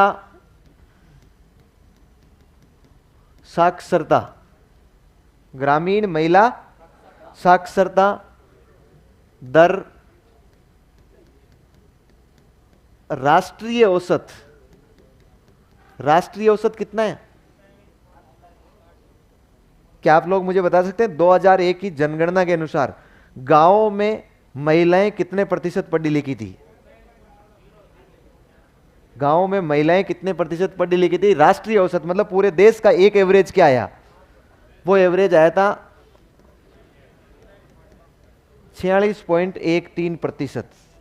मतलब महिलाएं कितनी पढ़ी लिखी थी? 46.13% महिलाएं पढ़ी लिखी थी, गांव की महिलाएं, ये एवरेज आया। यदि मुझे बताओ इस राष्ट्रीय ग्रामीण साक्षरता दर राष्ट्रीय औसत से कम हो तो वह क्षेत्र शैक्षिक दृष्टि से पिछड़ा हुआ कहलाएगा कि नहीं कहलाएगा? आधार क्या लिया गया भाई? सबसे कम पढ़ती कौन है? बोले सबसे कम महिलाएं पढ़ती है। कहां की महिलाएं? गांवों की महिलाएं पढ़ती है। इसका मतलब जिस जगह गांव की महिलाएं सबसे कम पढ़ी लिखी होगी वह क्षेत्र एजुकेशनल रूप से बिल्कुल क्या होगा? बैकवर्ड होगा, बिल्कुल पीछे होगा। तो एक शर्त तो हमने ये रखी। दूसरी शर्त हमने ये रखी ग्रामीण साक्षरता जेंडर गैप। अब ग्रामीण साक्षरता जेंडर गैप किसे कहते हैं? पहली बात तो जेंडर गैप का मतलब होता है महिलाओं और पुरुष के मध्य अंतर। यदि एक क्षेत्र में महिलाओं की साक्षरता है 50% और पुरुषों की साक्षरता है 55%, तो वहां का जेंडर गैप रहेगा 5%। समझ पा रहे हैं? और ये जेंडर गैप हमें कहां से निकालना है? ग्रामीण क्षेत्र का, शहरों का नहीं निकालना है। गांव में महिलाएं और पुरुषों के बीच में पढ़ने लिखने में कितना अंतर है, यह ग्रामीण साक्षरता जेंडर गैप। राष्ट्रीय औसत, इसका राष्ट्रीय औसत मतलब पूरे देश में यह औसत जेंडर गैप कितना निकल के आया 2001 में? यह निकल के आया 21.5 9%। इसका मतलब लगभग 21% गांवों में महिलाएं पुरुषों से कम पढ़ी लिखी होती है। जहां एक गांव में 100 पुरुष होते हैं, उनमें से यदि मान लो 80 पुरुष पढ़े लिखे हैं, तो उनमें से महिलाएं पढ़ी लिखी होगी 59% ही, मतलब 21% कम पढ़ी होगी। यदि 100 महिलाएं हैं तो उनमें से 60 महिलाएं पढ़ी होगी, और यदि 100 पुरुष है तो उनमें से 81 पुरुष पढ़े होंगे। इतना अंतर आ जाएगा कि नहीं आ जाएगा? यह हो जाएगा राष्ट्रीय गैप। मुझे बताइए, यदि आपको कोई ऐसा क्षेत्र मिले जिस क्षेत्र में यह गैप और ज्यादा हो, इसका मतलब वहां पर महिलाएं और कम पढ़ी लिखी होगी कि नहीं होगी? यदि यह गैप जितना ज्यादा बढ़ेगा, उतना ही ज्यादा हम लोग ये अंदाजा लगा सकते हैं कि वहां की महिलाएं कम पढ़ी लिखी है, पुरुष ज्यादा पढ़े लिखे हैं। तो यदि ग्रामीण साक्षरता जेंडर गैप राष्ट्रीय औसत से अधिक हो, कम नहीं होता है, अधिक हो, अधिक होगा तभी तो हम ये अनुमान लगाएंगे ना कि महिलाएं कम पढ़ी लिखी है। अब मैं आपको उदाहरण दे रहा हूं एक, आपको बताना है कि क्या यह क्षेत्र ईबीबीएस है क्या। ब्लॉक का मतलब तो समझते हैं ना। जैसे राजस्थान में वर्तमान में शिक्षा के कितने ब्लॉक है? 358 ब्लॉक है। कितने ब्लॉक है? 358। इसका मतलब खंड है, जिसे हम लोग उपखंड बोलते हैं, आप लोग तहसील बोलते हैं, जिसे लगभग एक तहसील जितना बड़ा स्तर आता है। ऐसे हमने ब्लॉक निकालने थे। यदि मान लीजिए एक ब्लॉक है, उसमें पुरुष पढ़े लिखे हैं 65%। कितने पढ़े लिखे हैं? 65%। और यहां पर महिलाएं पढ़ी लिखी है, यहां पर फीमेल पढ़ी लिखी है 45%। एक हमने ब्लॉक लिया पूरा, जिसमें ग्रामीण पुरुष कितने पढ़े हुए हैं? 65% पढ़े हुए हैं, और महिलाएं कितनी पढ़ी हुई है? 45%। क्या ये ईबीबीएस है या नहीं? बताओ लड़कियों, तुम बताओ, इनको नहीं आता है।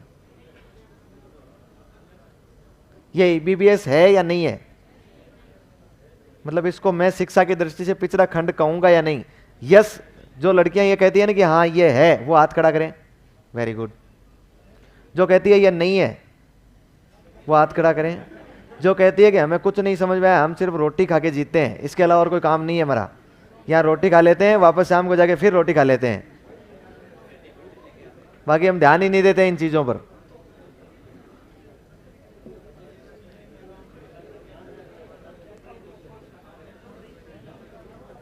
छोरियों पढ़ लो, पढ़ रहे हो, समझ में आ गया? फिर हाथ खड़ा क्यों नहीं किया? बताओ ये है कि नहीं है ईबीबीएस? अब मोटिवेट है आप? अब बताओ, देखिए ये ईबीबीएस है या नहीं है? है में कितने हैं? Yes, very good. और नो में?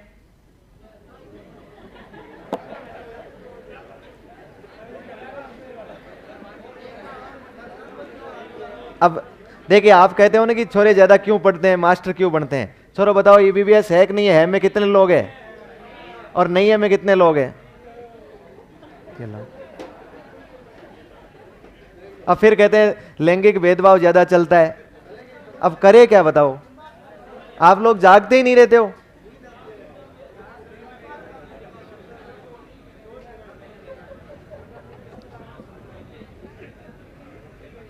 ऑनलाइन भी कह रहा है यस नो, यस नो। लगाओ, दो ही तो ऑप्शन है, जितने लगाने उतने लगा दो।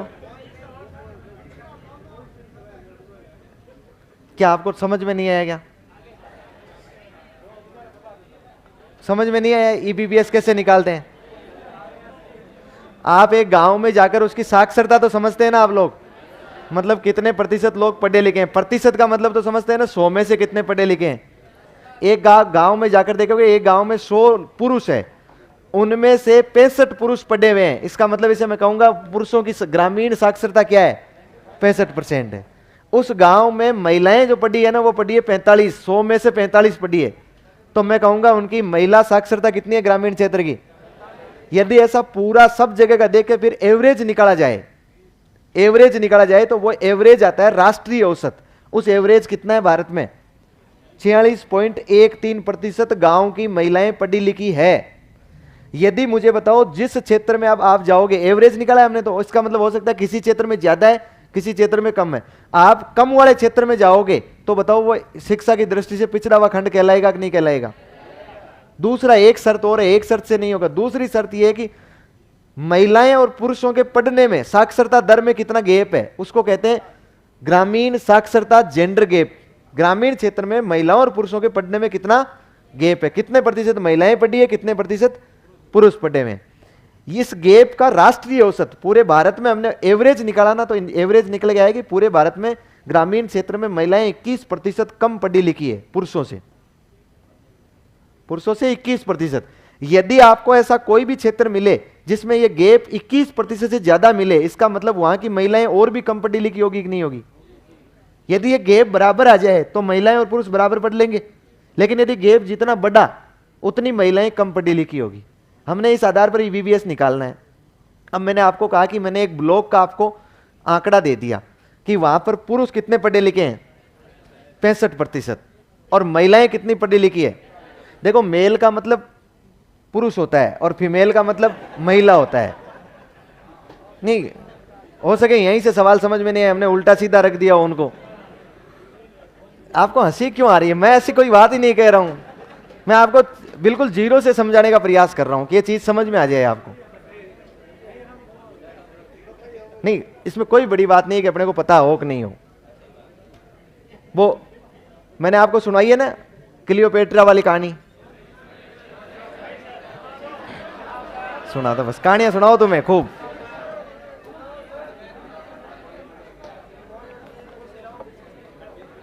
मैं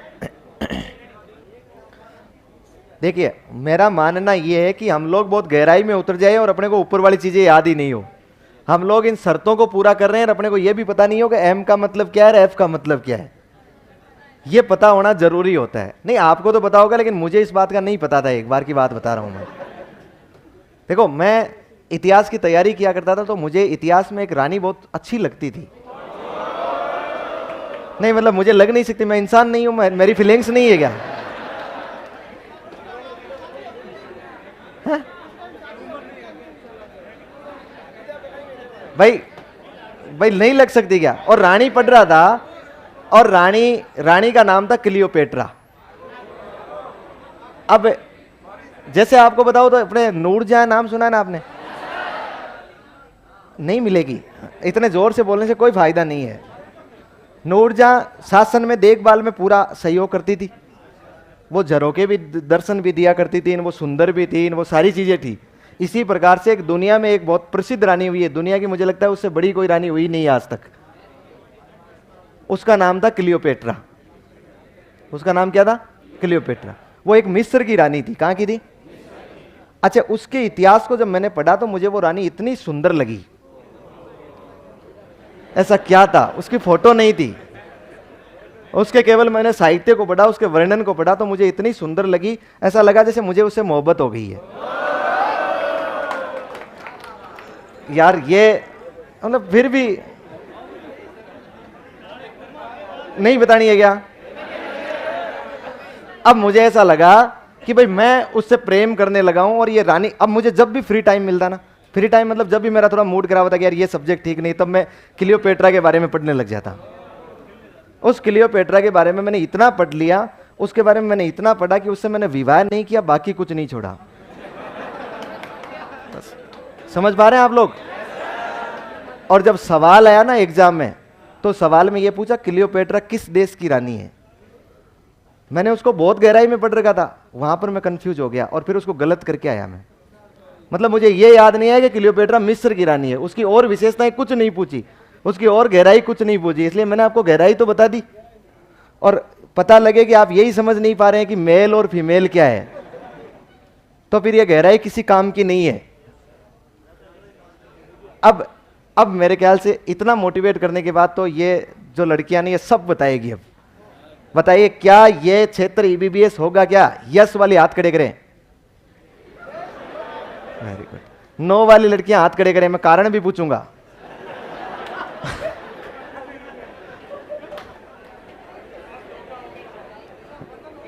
बताओ, हाथ खड़े करके आपने वापस नीचे कर लिए।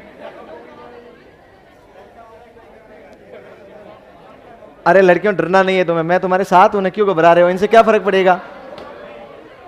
मैं सिखा दूंगा, यदि एक बार में नहीं तो 2 बार में, 2 बार में नहीं 3 बार में। तो यदि ये मुझे कोई सवाल पूछेंगे तो हो सकता है मैं इनको डांट फटकार दूं, मैं कहूं नहीं बताऊंगा, तू ज्यादा होशियार हो रहा है क्या। लेकिन आप पूछना, हाँ 2 बार 3 बार 4 बार जितना हो सकेगा उतना बताऊंगा मैं। क्योंकि अरे भेदभाव नहीं है रे, मैं समता के आधार पर चल रहा हूं। जब तक इस देश की आबादी बराबर, आधी आबादी महिलाओं की है, जब तक बराबर महिलाएं अपने साथ कंधे से कंधा मिलाकर काम नहीं करेगी तब तक इस देश का विकास संभव नहीं है। और हम इस देश के विकास में भागीदार बनना चाहते हैं और बनाना चाहते हैं। अब नहीं, अब मैं समझा रहा हूं ना। अरे ओ भाई रुक जा,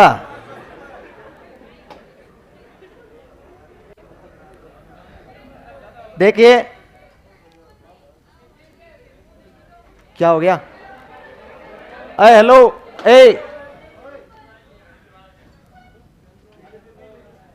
बाहर ले जाओ इसको, थोड़ी देर बाहर ले जाओ, खड़ा करो।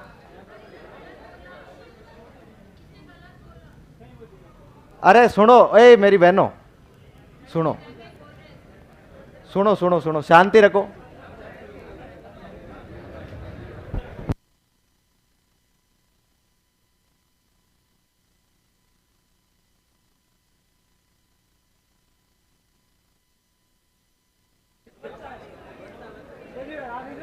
सुनो इधर, 2001 की जनगणना को ये आधार क्यों माना? 2011 की जनगणना को भी मान सकते थे। वो इसलिए क्योंकि उस टाइम तक 2011 की जनगणना नहीं हुई थी। ये हमने ईबीबीएस निकाले थे 2002-3 में।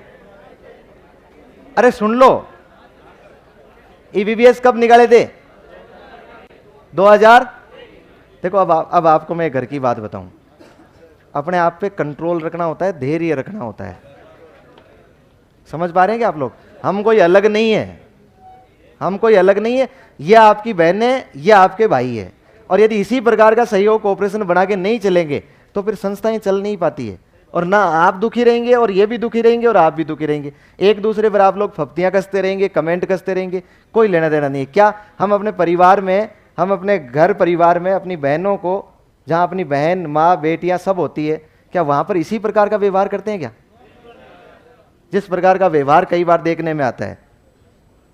इसलिए क्योंकि लंबी क्लास होती है, इसलिए 1-2 बात आपको बीच में बता दी जाए तो आप थोड़ा सा आप में रोचकता बनी रहे।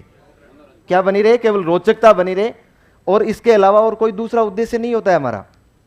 और यदि आप इसी प्रकार से व्यवहार करते रहे, जैसा ये, हालांकि आपका व्यवहार अभी तक मैंने नहीं देखा कि आपने कोई गलत व्यवहार किया हो, और ये लांछन सब पर नहीं लगाया जा सकता है, एक के लिए सबको नहीं थोपा जा सकता है। लेकिन फिर भी यदि अपने को खुद को समझना पड़ेगा कि हम जैसा व्यवहार हमारे साथ चाहते हैं ना, वैसा व्यवहार हम दूसरे के साथ करें। यदि आपके साथ यदि इसी प्रकार का व्यवहार किया जाए तो क्या आप इस बात को सहन कर लेंगे? क्या नहीं कर पाएंगे? तो मेरे ख्याल से अपने को बिल्कुल शांति बनाए रखनी चाहिए। और इस प्रकार का तो बिल्कुल दिमाग में ही नहीं लाना है ना, किसी पर कोई कमेंट कसना, ये तो मुझे लगता है मानवता की, इंसानियत की सबसे घटिया स्तर होता है, सबसे लो लेवल होता है। उसे तो मेरे ख्याल से जीने का अधिकार भी नहीं है। वो तो इससे अच्छा मर जाए ना, तो भी कम से कम इस धरती से बोझ कम हो जाए, जो इस प्रकार की बातें यदि सोचता भी होगा।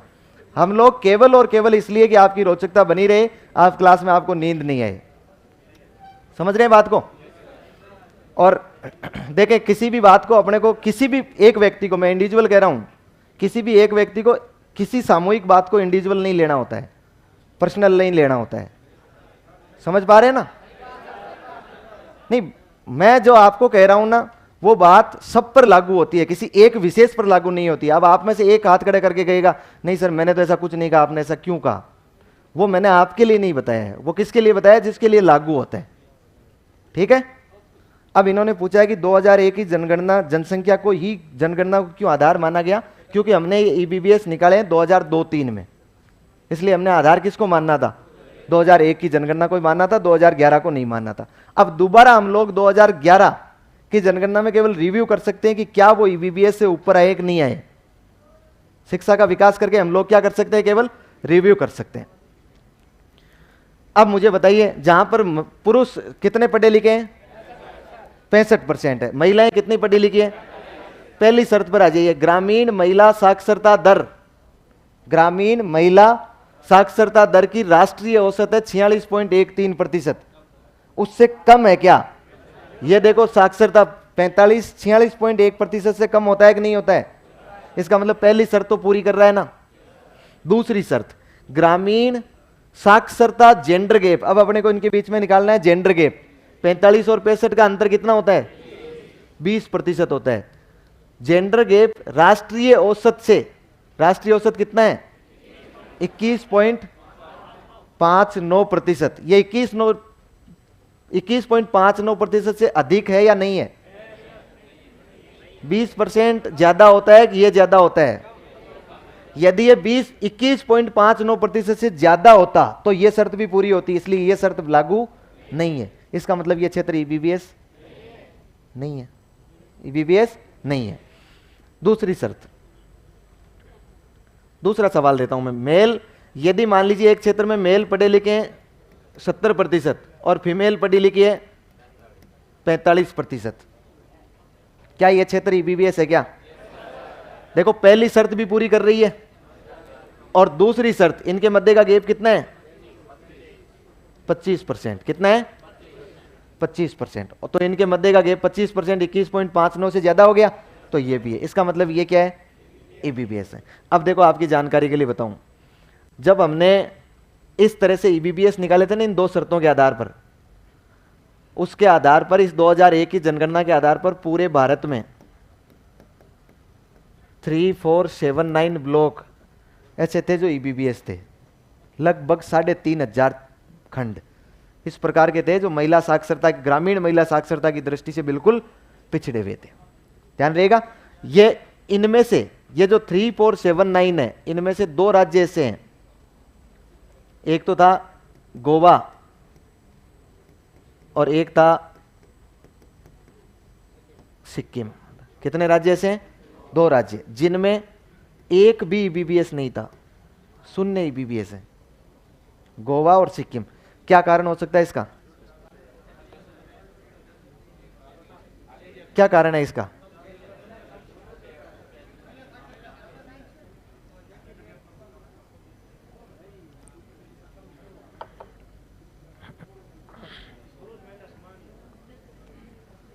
पुरुष महिला,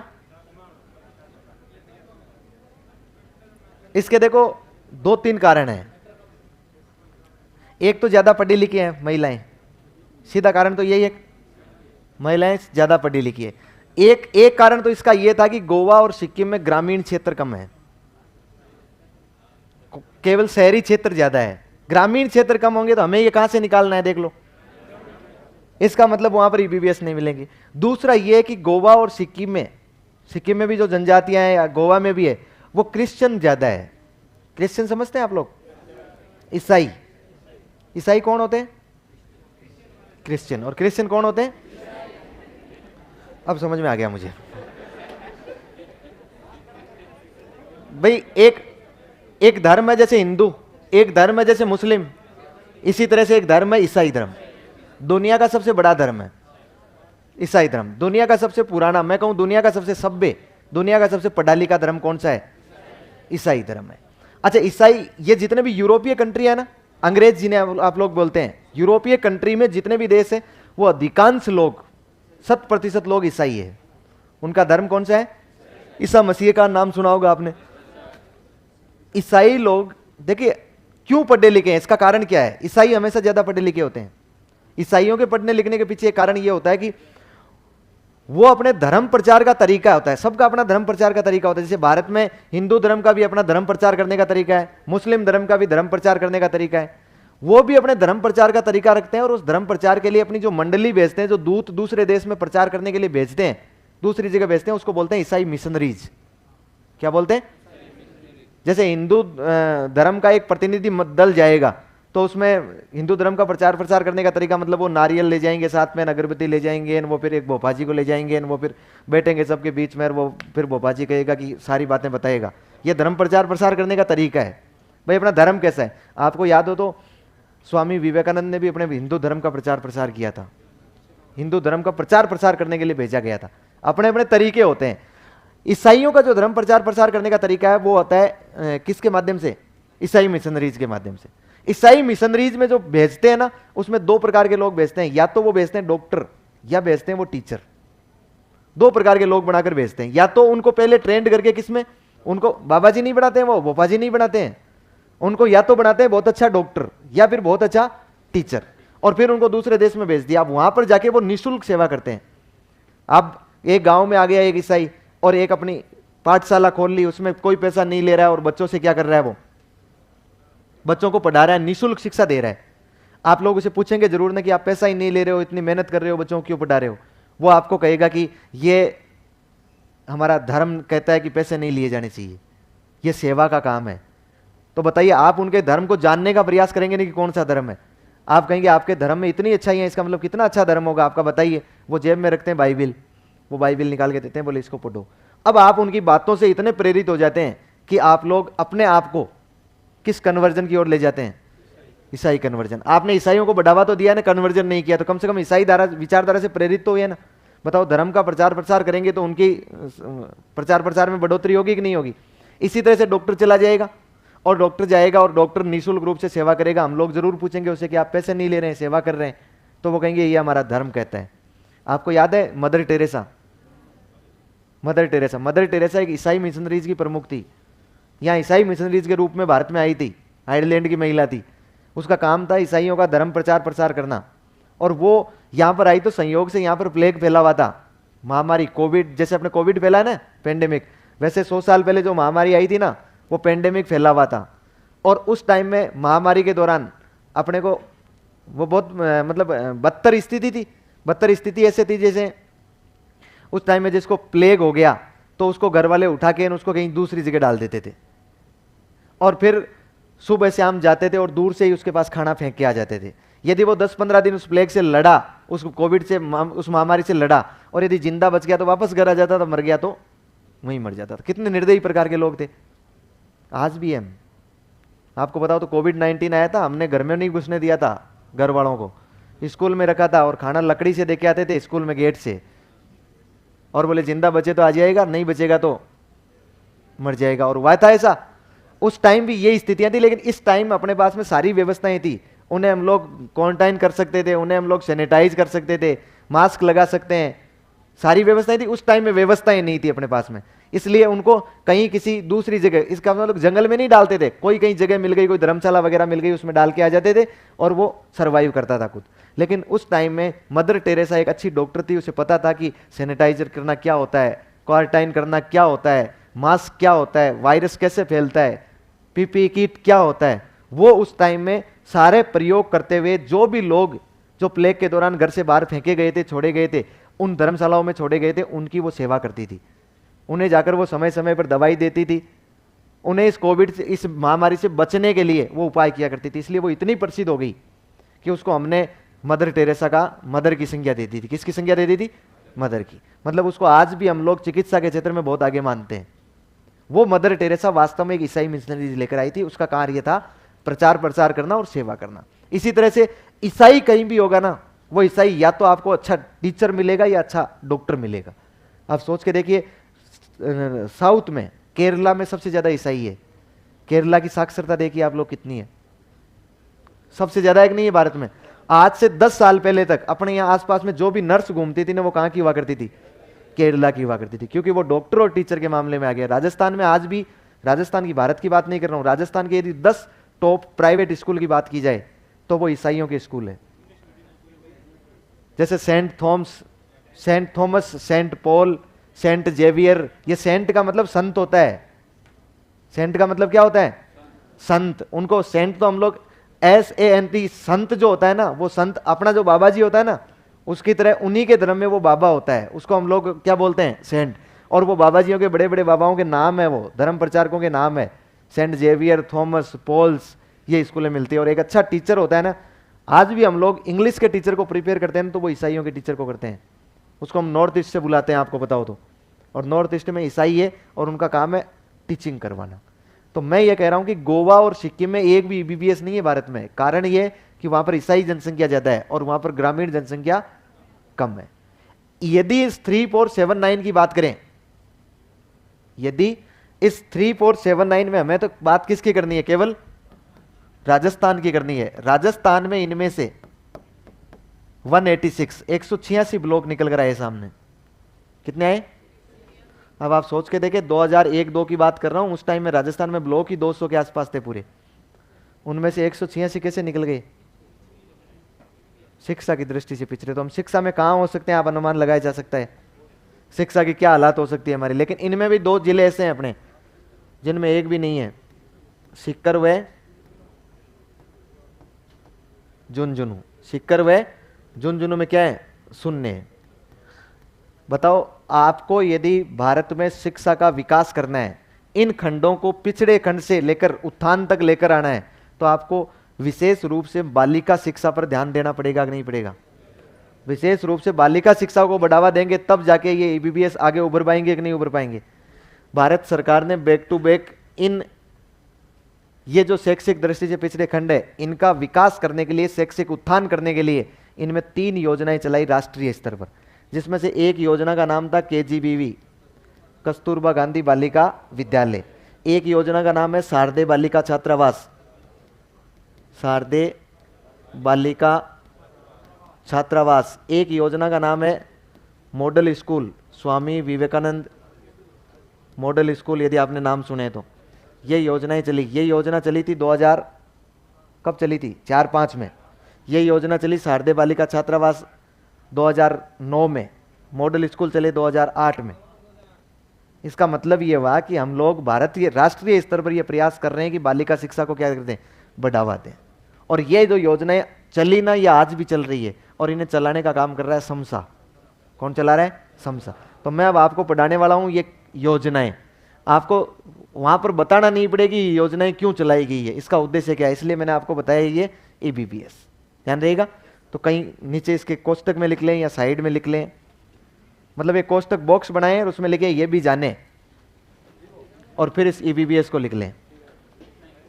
ये योजना नहीं है, ईबीबीएस एक।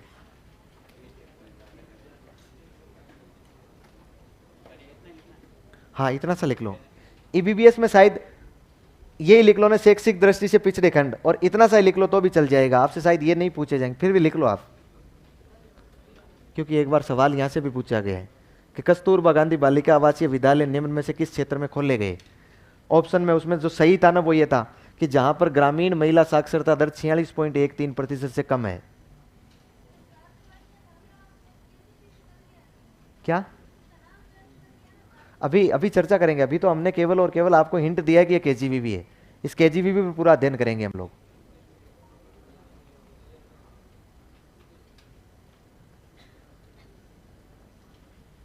अच्छा, कितनी लड़कियां केजीबीवी में पढ़ के आई है?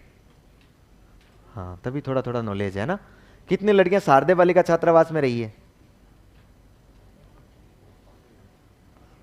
लड़कों के लिए नहीं है ये, आपको नहीं पूछूंगा।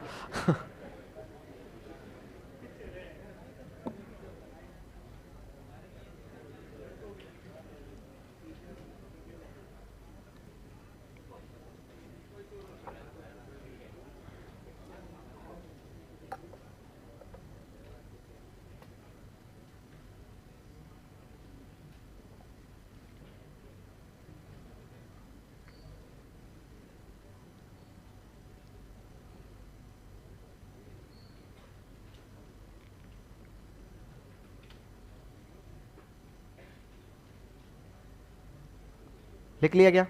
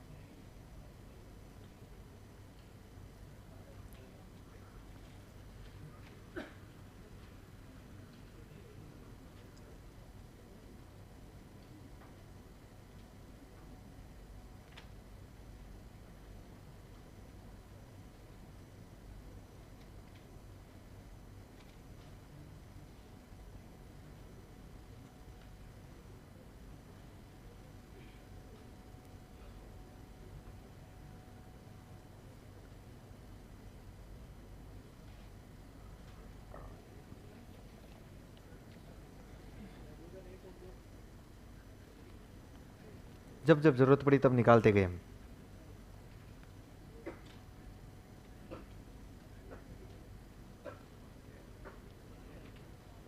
लिख लिया?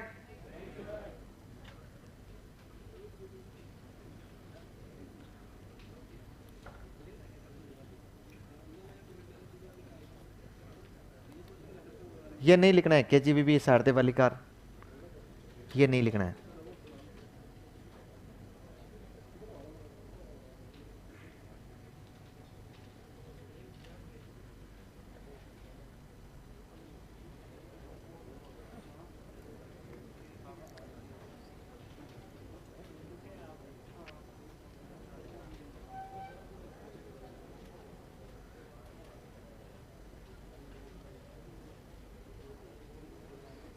ये नाम नहीं लिखने हैं ना, इनको तो हम योजना के रूप में लिखेंगे। आगे चलो,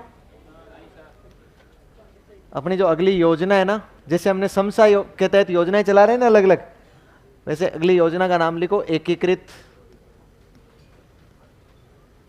एकीकृत कस्तूरबा गांधी बालिका विद्यालय।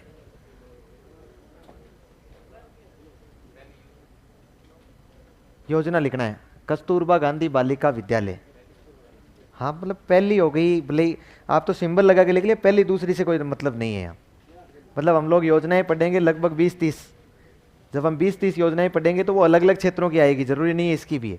तो हमने जैसे एक समसा लिखा था ना, वैसे ये भी लिख सकते हैं। समसा एक अभियान था, तो ये एक क्या है, योजना है जो विद्यार्थियों के कल्याण के लिए चलाई गई है। एकीकृत कस्तूरबा गांधी बालिका विद्यालय। अच्छा देखिएगा आप लोग, है ना, मैं एक योजना की चर्चा कर रहा हूं आपके सामने, केजीबीवी।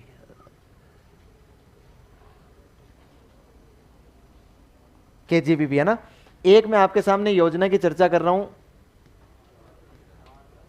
शारदे बालिका छात्रावास। ये दोनों की मैं साथ ऐसे कैसे कर रहा हूं आपको समझ नहीं आ रहा होगा, लेकिन मैं इसका भी आपको रीजन बताऊंगा। देखिएगा, अब लिखना नहीं है ना, अब केवल देखना है और मुझे जवाब देना है। ये शारदे बालिका छात्र, ये जो केजीबीवी है, ये केजीबीवी का प्रारंभ कब हुआ? 2004-05। Very good. ये केजीबीवी का प्रारंभ 2004-05 में हुआ।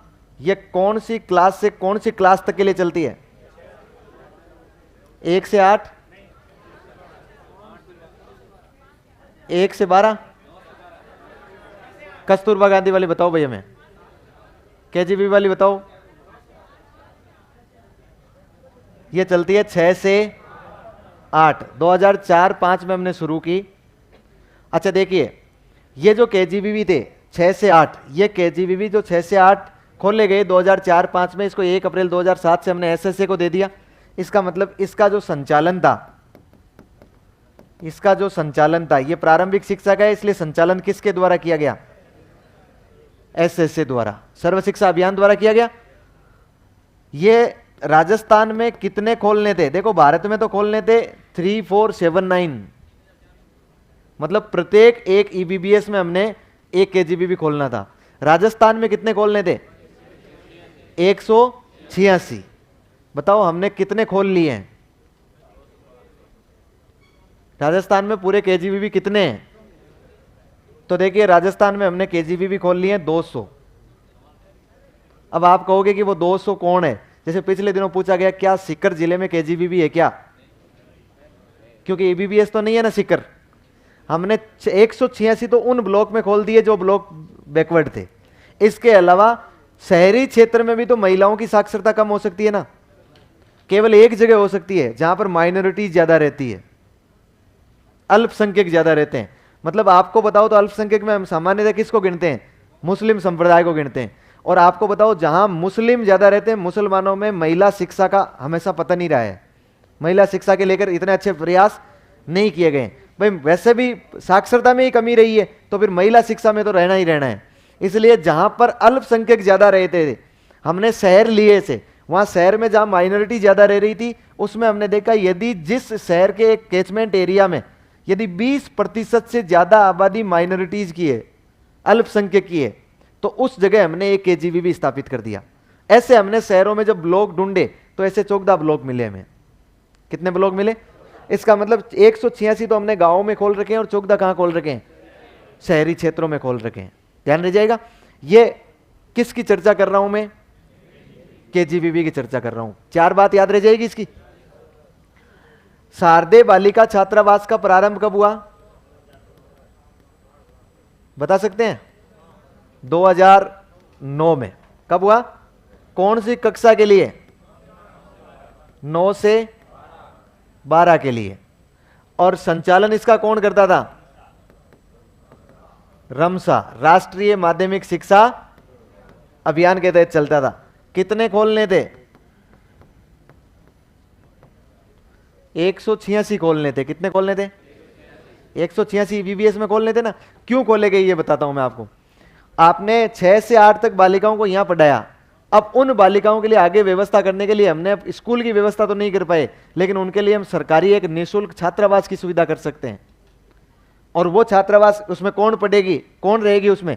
जो 9 से 12 तक बालिकाएं उसमें पढ़ती है। रमसा के तहत कितने खोलने थे अपने को? 186। हम लोग 186 नहीं खोल पाए आज तक। कितने खोल लिए हमने? बताओ देखें।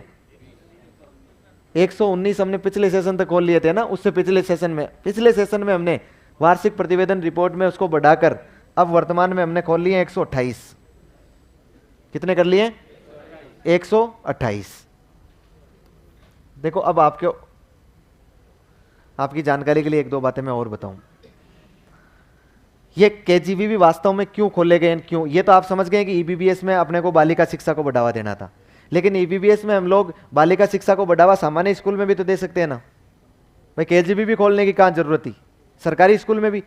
आप सोच के देखिए, यदि हम आज से जो कोई हमने सोच लिया, ईबीबीएस निकाले हमने 2001 में हमने सोच लिया कि आज के बाद कोई भी बालिका जब जो पैदा होगी वो बालिका पढ़ाई से वंचित नहीं होगी, हम लोग उसको पढ़ाएंगे। यदि हम इंतजार करेंगे ऐसा, तो मुझे बताइए, जो बालिका आज 6 साल की, 7 साल की हुई है, जो स्कूल नहीं जा रही है, 8 साल की हुई है, वो बालिका जब तक 20 साल की नहीं होगी, जब तक 10-15 साल तक हम उसको ईबीबीएस से बाहर नहीं निकाल सकते ना, क्योंकि वो तो क्या कहलाएगी? असाक्षरी कहलाएगी।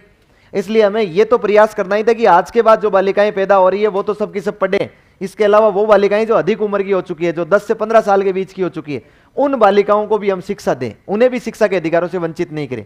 इसके लिए हमने 10 से 15 वर्ष के बीच की जो बालिका, उसको हमने सरकारी स्कूल में एडमिशन करवाया। उसका जो आज तक या तो नामांकित रही है या फिर उसने 1-2 साल पढ़ा होगा और फिर छोड़ दी होगी। अब जो बालिका बिल्कुल भी नहीं पढ़ी है, वो बालिका यदि उसको आप ले जाओगे और ले जाके उसे पहली क्लास में बिठाओगे तो वैसे शर्म आएगी उसको। यदि उसको आपने 8वीं क्लास में बिठा दिया तो वो कुछ जान नहीं पा रही है, लेवल के अनुसार नहीं है, तो बाकी वाली बालिकाएं उसे चिढ़ाएगी और वो अपने आप को अभागी सी महसूस करेगी। इसलिए वो स्कूल नहीं जाएगी, ना तो पहली में पढ़ेगी ना 7वीं 8वीं में पढ़ेगी। इसलिए हमने सुविधा की कि इन बालिकाओं के लिए हम लोग एक ऐसी स्कूल की व्यवस्था करें जहां पर छात्रावास हो, हॉस्टल, और उसमें केवल उसी बालिका को एडमिशन दे जो या तो आज तक पढ़ी नहीं है, नामांकित है, या फिर उसने 1-2 साल पढ़ के छोड़ दिया हो। और वहां पर 10 से 15 वर्ष की जो बालिकाएं होती है, एज भी निश्चित की गई है, 10 से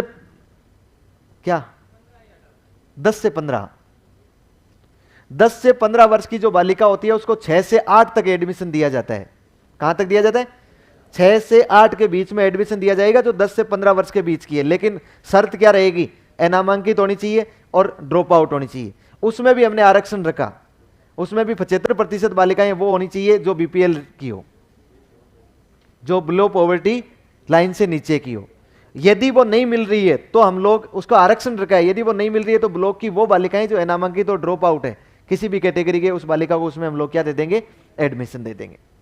अब मुझे बताइए, वो बालिकाएं जब रहेगी, वो बालिकाएं जब एक साथ रहेगी, 10 से 15 वर्ष के बीच की जो बालिकाएं अब तक पढ़ी नहीं है, तो उनको कोई नहीं चिढ़ाने वाला होगा, वहां पर सब एक समान लेवल की होगी, इसलिए वो बालिकाएं वहां पर पढ़ लेगी। लेकिन वो जब 8वीं पास करके वहां से निकलेगी तो उसके बाद घर वाले कहेंगे हमारे पास तो पैसे नहीं है, यदि पैसे होते तो हम पहले ही पढ़ा देते। तो फिर उसके लिए हमने स्कूल की व्यवस्था तो नहीं कर पाए, लेकिन हमने क्या कर दिया? छात्रावास बनाती है। वो छात्रावास हमने बनाए शारदे बालिका छात्रावास के नाम से।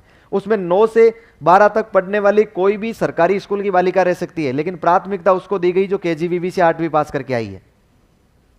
प्राथमिकता किसको दी जाएगी? जो केजीबीवी से 8वीं पास करके आई है। बात समझ में आ रही है? हमने 2 योजनाएं चलाई है, मैंने 2 योजनाओं को आपको बता दिया है, लेकिन ये एलिमेंट्री एजुकेशन के लिए, ये सेकेंडरी एजुकेशन के लिए। लेकिन आपको बताओ तो 2018 में हमने एलिमेंट्री और सेकेंडरी को एक कर दिया। जब एक कर दिया तो हमने ये चला रहा था सर्व शिक्षा अभियान, ये चला रहा था राष्ट्रीय माध्यमिक शिक्षा अभियान। अब अभियान बदल गया, एक हो गई, तो फिर इन दोनों योजनाओं को हमने एक कर दिया। और जब दोनों योजनाओं को एक कर दिया तो ये एक किया था हमने 2018-19 में, इस सेशन में, और इनका हमने नाम कर दिया एकीकृत कस्तूरबा गांधी बालिका विद्यालय। सिर्फ अंतर इतना किया है हमने कि जहां जहां शारदे बालिका छात्रावास चल रहा था वो चल रहा है, लेकिन उसके आगे जो बोर्ड पर नाम लिखा हुआ था ना शारदे बालिका छात्रावास, उसको हटाया और उसकी जगह लिख दिया एकीकृत कस्तूरबा गांधी बालिका विद्यालय। ध्यान रह जाएगा, जहां जहां केजीबीवी चल रहा था वहां उसके नाम के आगे एकीकृत शब्द और लगा लिया हमने। पहले केवल केजीबीवी था और अब वो क्या बन चुका है? एकीकृत केजीबीवी बन चुका है। बात समझ पा रहे हैं ना? थोड़ी सी हल्की सी। एकीकृत करने का मतलब ये नहीं होता कि उनको हमने मिला दिया है, मतलब सिकड़ बिकड़ कर दिया है, ऊक चूक कर दिया है। एकीकृत करने का मतलब है अब दोनों योजनाएं किसी एक ही अभियान के तहत चलाई जाएगी। उनकी जो फंडिंग आएगी ना वो एक साथ ही होगी, उनको एक ही माना जाएगा। एक ही योजना के 2 तत्व है, एक केजीबीवी और दूसरा कौन है? शारदे बालिका छात्रावास। ध्यान रहेगा। अच्छा, अब मुझे बताइए हमने चर्चा किसकी करनी है? एकीकृत केजीबीवी की करनी है। मुझे बताइए एकीकृत केजीबीवी का प्रारंभ कब हुआ? 2018-19 में। दूसरा हमने लिखा कि ये कौन सी क्लास से कौन सी क्लास तक है? अब याद करके देखो ये कहां से तक है? 6 से 8 था और 9 से 12 था, तो अब क्या बन चुका है? ये 6 से 12 मानी जाएगी ये। फिर इसके बाद में संचालन कौन कर रहा है इनका? समसा कर रहा है। पहले रमसा और ऐसे से कर रहे थे। राजस्थान में इनकी संख्या कितनी है? कितनी हो गई? देखो 200 तो थे अपने पास केजीबीवी और 128 अपने पास क्या है? शारदे बालिका छात्रावास। जैसे चल रहे थे वैसे ही चल रहे हैं, तो कितने हो गई इनकी संख्या? 328। जो 119 था वो बढ़कर कितना हो चुका है? 128 हो चुका है। मतलब हमने जो जब पहले हम शारदे बालिका छात्रावास खोले थे ना वो तो 119 खोले थे, लेकिन अब इनको हमने बढ़ाकर शारदे बालिका छात्रावास और बढ़ा दिए हैं। और कितने खोल लिए हैं? 100 और खोल रहे हैं हम लोग, रुके नहीं है अभी। अभी वार्षिक प्रतिवेदन में सरकार ने निकाला है कि हमने 59 जगह अलॉट कर ली है। मतलब 59 ब्लॉक में हम लोग और खोलने जा रहे हैं, जिसमें से 58 ब्लॉक में भूमि आवंटित की जा चुकी है, मतलब भूमि पूजन किया जा चुका है। और अब उनमें जल्दी ये खोले जाएंगे, ये स्थापित किए जाएंगे। तो अभी तक कितने? ये तो क्या है? प्रारंभ। अच्छा मुझे बताओ ये क्या है? कक्षा। ये क्या है? संचालन। और ये क्या है? राजस्थान में संख्या। अच्छा मुझे बताइए ये आवासीय विद्यालय हैं गैर आवासीय हैं? आवासीय एक नहीं है, तो मैं इन्हें कहूंगा कौन से विद्यालय हैं? आवासीय विद्यालय। ये एक विशेषता ये होगी। क्या मुझे बता सकते हैं क्या ये बालिकाओं के लिए को एजुकेशन है? नहीं लिखना है ना मुझे, केवल बालिकाओं हेतु, ऐसा नहीं लिखना है ना, समझ जाएंगे आप लोग। अच्छा मुझे ये बताइएगा ये कौन से बोर्ड से संबंधित है? सीबीएसई से है, आरबीएसई से है? कौन से बोर्ड से है? आरबीएसई बोर्ड से हैं। और ये अंग्रेजी माध्यम के हैं कि हिंदी माध्यम के हैं? कौन से माध्यम के हैं? हिंदी माध्यम के हैं। बताइए ये एकीकृत केजीबीवी की विशेषताएं हो गई कि नहीं हो गई? अब पहले तो ये नोट कीजिए, ये जैसे लिखा है ना वैसे का वैसे ही लिख लीजिए। हेडिंग तो आपने क्या लगा रखा है? एकीकृत कस्तूरबा गांधी बालिका विद्यालय। और फिर ये केजीबीवी अलग है और शारदे बालिका छात्रावास अलग है।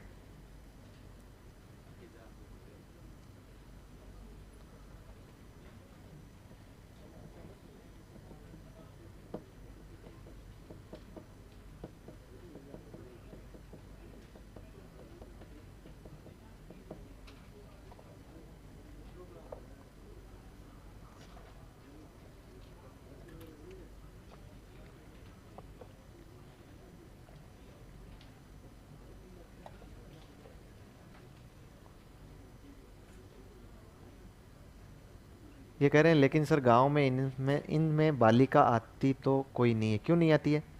इनमें एडमिशन ही नहीं होता है। इनमें तो एडमिशन पूरी सीटें बुक रहती है। अच्छा, किसके आसपास में ये केजीबीवी है? जिसके आसपास में केजीबीवी हो? अच्छा, जिसके आसपास में केजीबीवी है मतलब आपका क्षेत्र शैक्षिक दृष्टि से पिछड़ा हुआ है। हमने केजीबीवी कहाँ खोल रखे हैं? जहां ईबीबीएस है वहीं खोल रखे हैं। अब इसमें शर्माने की बात नहीं, अपने को प्रयास करना है। मेरे घर से मात्र 3 किलोमीटर दूर केजीबीवी स्कूल है, 2.5 किलोमीटर दूर। इसका मतलब पिछड़ा हुआ क्षेत्र है ना।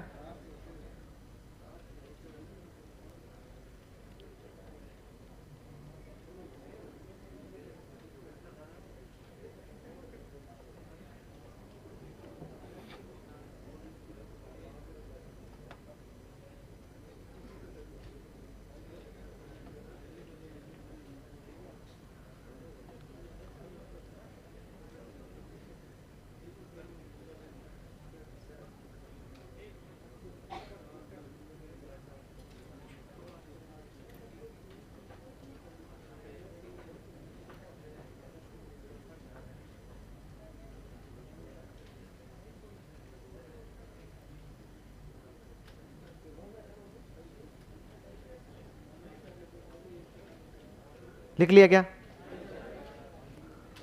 क्या कर रहे हो? बना रहे हो क्या केजीबीवी? बिल्डिंग थोड़ी बनाने लगे।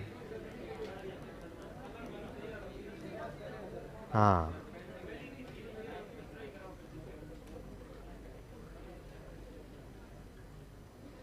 इनमें ध्यान रखना, लड़कों को एडमिशन नहीं दिया जाता है।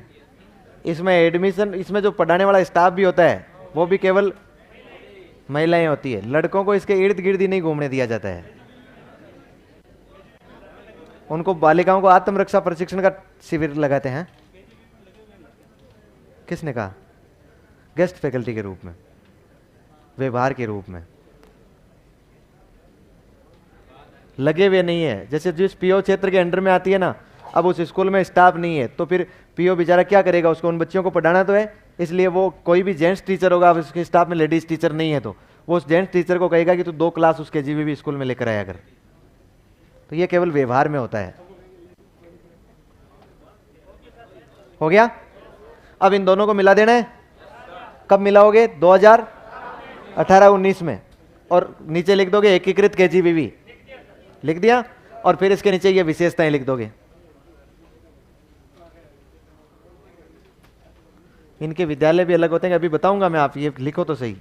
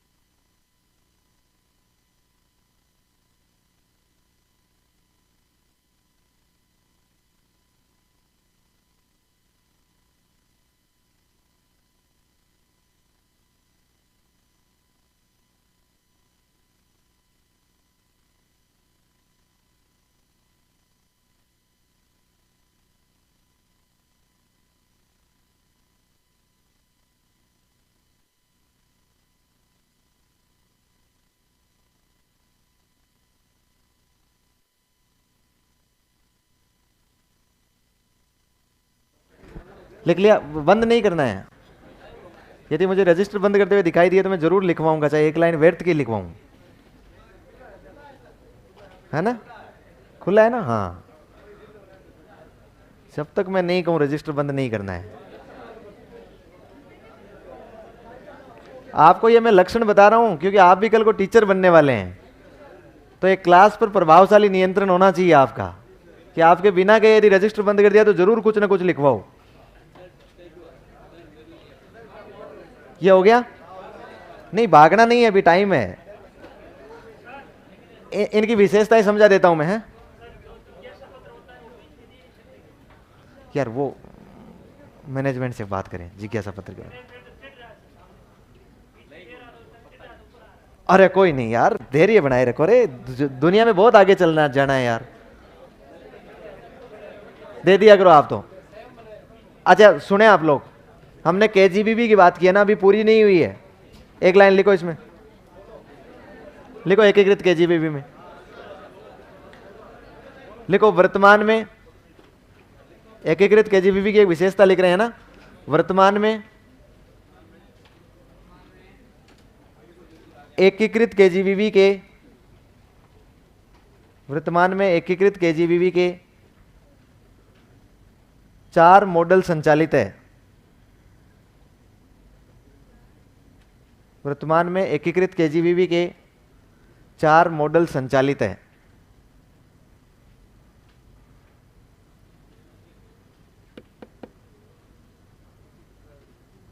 एकीकृत केजीबीवी के 4 मॉडल संचालित है। कितने मॉडल है? और लिखवाऊंगा अभी, है ना। हाँ, अरे नहीं, अब देखिए, अब आप लोग सब मेरी बातों से सहमत है ना, पढ़ाने वढ़ाने से सहमत है ना। तो आज मैंने आपको एक बात बताई ना, फीडबैक पढ़ने वाली, उसको मैं दोबारा बताने वाला हूं आपको। अरे मैं लिखवाऊंगा अभी, उस लगा दिया, ऑनलाइन बंद कर दो तो